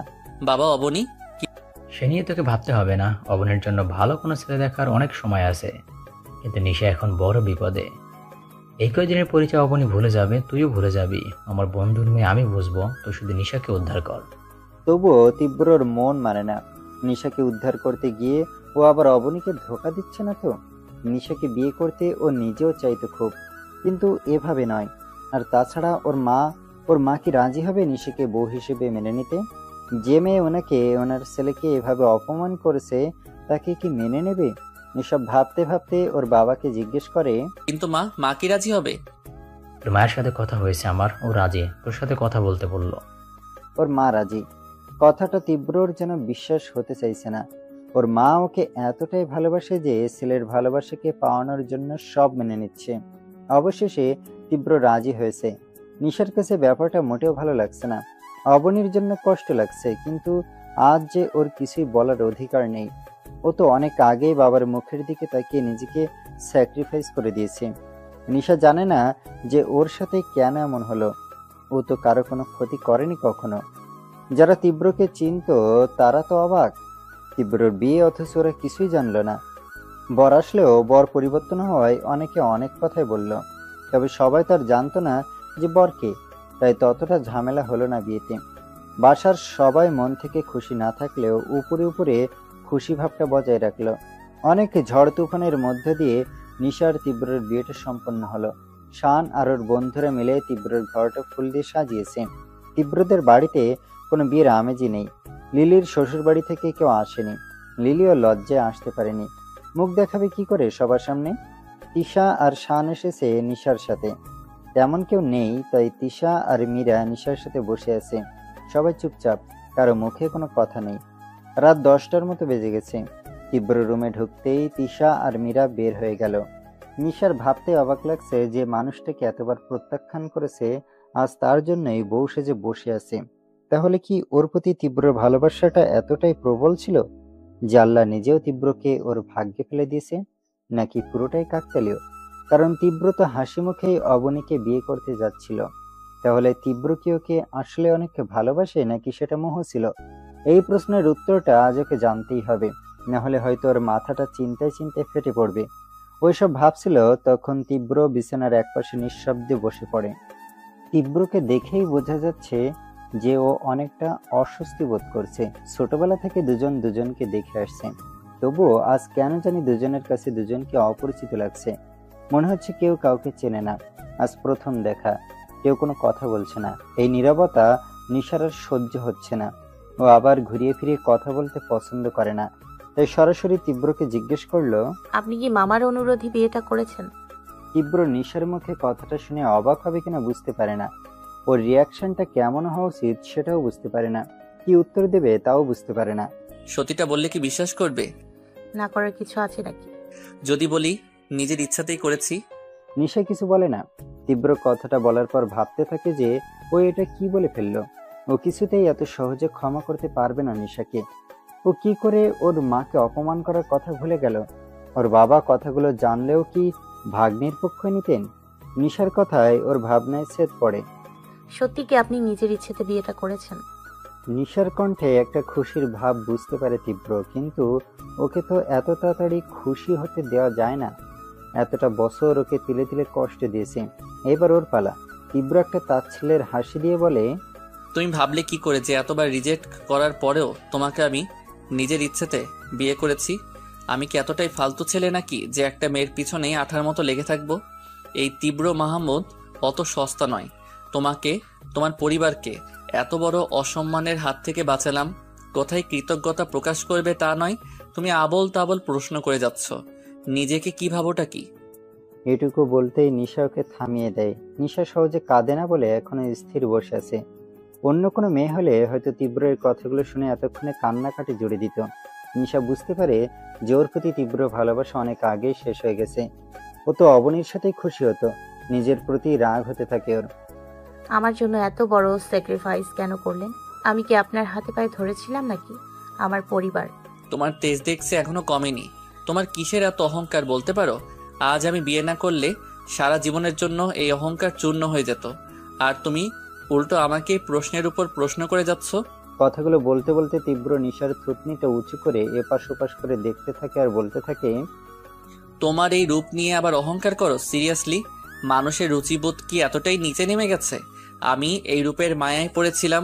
মোটেও না নিশা, আমি শুধু তোমাকে ভালোবাসতে চেয়েছিলাম, কিন্তু তুমি। নিশা ওর মুখ থেকে তীব্রর হাত ছাড়িয়ে দৌড়ে বাথরুমে চলে যায়। যেতে যেতে বলতে থাকে, আর যখন ভালোই বাসেন না তাহলে বিয়ে কেন করলেন? কে চেয়েছিল আপনার এই দয়া ভিক্ষা? বাথরুমে ঢুকেই ঠাস করে দরজা লাগিয়ে দেয়। তীব্র রুমে অ্যাটাচড বাথরুম আর একটা বড়সড় ব্যালকনি আছে। ব্যালকনিতে একটা ছোট প্লাস্টিকের টেবিল আর একটা চেয়ার আছে। মাঝে মধ্যে ও ওখানে বসে বই পড়ে। নিশা বাথরুম থেকে বের হচ্ছে না দেখে তীব্র কয়েকবার দরজায় ধাক্কা দিয়েছে, ডেকেওছে ওকে, কিন্তু নিশা দেরি আছে বলেই খালাস, বের হওয়ার নাম নেই। নিশা বাথরুমে অনেকক্ষণ কান্না করছে। তীব্রর সামনে ও কান্না করতে পারেনি। বাথরুম থেকে বের হয়ে দেখে যে তীব্র ঘুমিয়ে পড়েছে। ঘুমিয়ে মানুষকে সত্যি নিষ্পাপ লাগে। কে বলবে যে একটু আগে মানুষটা নিশাকে এত বকাবকি করছিল? তীব্র পাশে শুতে নিশার অস্বস্তি লাগছিল। এই বাড়িতে এর আগেও থেকেছে, কিন্তু আজ সব নতুন লাগছে ওর কাছে। নতুন পরিবেশে মানিয়ে নিতে ওর সময় লাগবে। একবার ভাবলো তিশা আর মীরার কাছে গিয়ে শুয়ে পড়বে, কিন্তু ওরা কি ভাববে, তাই আর গেল না। কিছুক্ষণ শুয়ে এপাশ ওপাশ হয়েও যখন ঘুম পাচ্ছিল না, তখন ব্যালকনিতে এসে চেয়ারে বসে বসে নানান কথা ভাবছিল। এর মধ্যেই কখন যে ঘুমিয়ে পড়েছে বুঝতেই পারেনি। নিশার বাথরুম থেকে বের হওয়ার আশায় থাকতে থাকতে তীব্র কখন ঘুমিয়ে পড়েছে নিজেই জানে না। মাঝরাতে হঠাৎ ঘুম ভেঙে যায়। বারান্দা দিয়ে রুমে হালকা বাতাস আসছে। ও সাধারণত বারান্দার গ্রিল লাগিয়ে ঘুমায়, তাহলে খুললো কে? এসব ভাবতে ভাবতেই ওর সাজানো বিছানার দিকে নজর যায়। তখন নিশার কথা মনে পড়ে। রাতে অনেক বেশি কড়া কথা বলে ফেলেছে। ছোট থেকে আজ পর্যন্ত ও নিশাকে বুঝতে পারলো না। মেয়েটা পুরাই অদ্ভুত।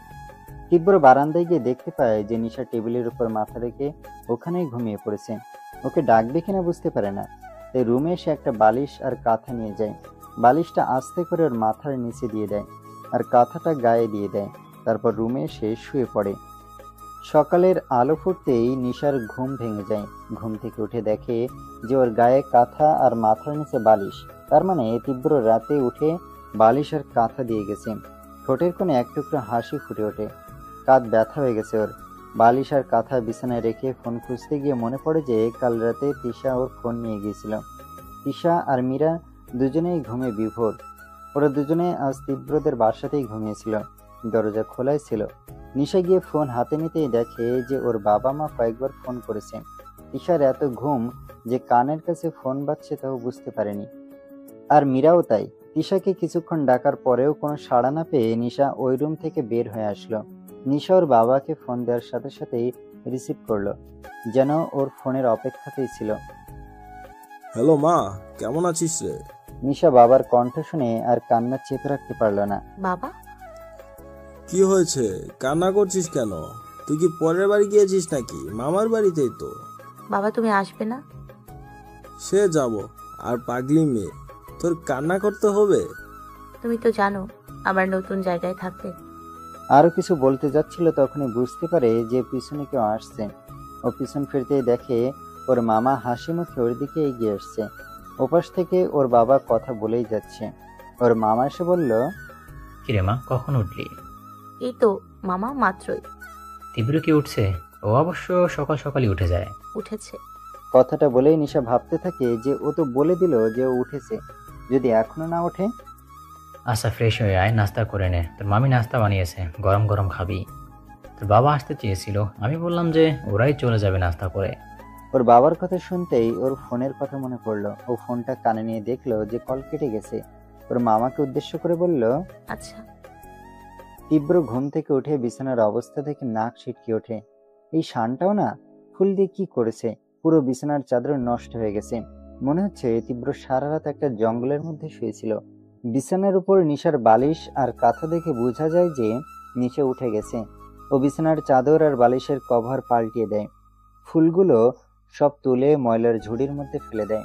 কোনো কিছু অগোছালো তীব্রর একদম পছন্দ নয়। সব ঠিকঠাক করে তীব্র ফ্রেশ হতে চলে যায়। নিশা রুমে এসে দেখে যে তীব্র বিছানায় একেবারে ঝকঝকে করে ফেলেছে। এত সুন্দর বিছানা দেখে নিশা শুয়ে পড়ে। সারা রাত বারান্দায় ঘুমিয়েছে বলে বিছানায় শোয়ার সাথে সাথে আবার ঘুমিয়ে পড়ে। তীব্র বাথরুম থেকে বের হয়ে দেখে যে নিশা ঘুমাচ্ছে, তাই আর ওকে ডাকে না। নিশার ঘুমন্ত মুখের দিকে কিছুক্ষণ চেয়ে থাকে। তারপর নিজেকে কন্ট্রোল করতে না পেরে নিশার কপালের কাছে গিয়ে আলতো করে একটা চুমু দিতে নিশা নড়ে ওঠে আর তীব্র ভয়ে কয়েক পা পিছিয়ে যায়। তবে নিশার ঘুম ভাঙেনি। তীব্র একটা স্বস্তির নিঃশ্বাস ফেলে রুম থেকে বের হয়ে যায়। তারপর তীব্র নাস্তার টেবিলে কাউকে না দেখে একাই নাস্তা করে নেয়। তারপর রেডি হয়ে হাসপাতালে যাওয়ার জন্য বের হয়। তখনই ওর বাবা ডাকতে থাকে, কিরে কই যাস? তীব্র পিছনে ফিরে বলল, কেন হাসপাতালে? তুই কি পাগল হয়েছিস? কাল বিয়ে করলি আর আজকে হাসপাতালে যাচ্ছিস? এটাকে কি বিয়ে বলে? বিয়েকে কি তুই ছেলে খেলা মনে করছিস? চুপচাপ ঘরে যা, নিশাকে নিয়ে খাবার টেবিলে আয়, নাস্তা করবি। আমি নাস্তা করেছি। মানে কি একা একাই নাস্তা করে ফেললি? আমি যেন নেক্সট টাইম আর না দেখি যে নিশা এ বাড়িতে থাকতে তোকে একা নাস্তা করতে। কোনো সমস্যা থাকলে আলাদা কথা। বাবা তুমি এসব কি বলছো? ঠিকই বলেছি, রুমে যা, নিশাকে ডেকে নিয়ে আয়, তুই আবার আমাদের সাথে নাস্তা করবি। তীব্র অনিচ্ছা সত্ত্বেও বাবার হুকুম পালন করতে থাকে।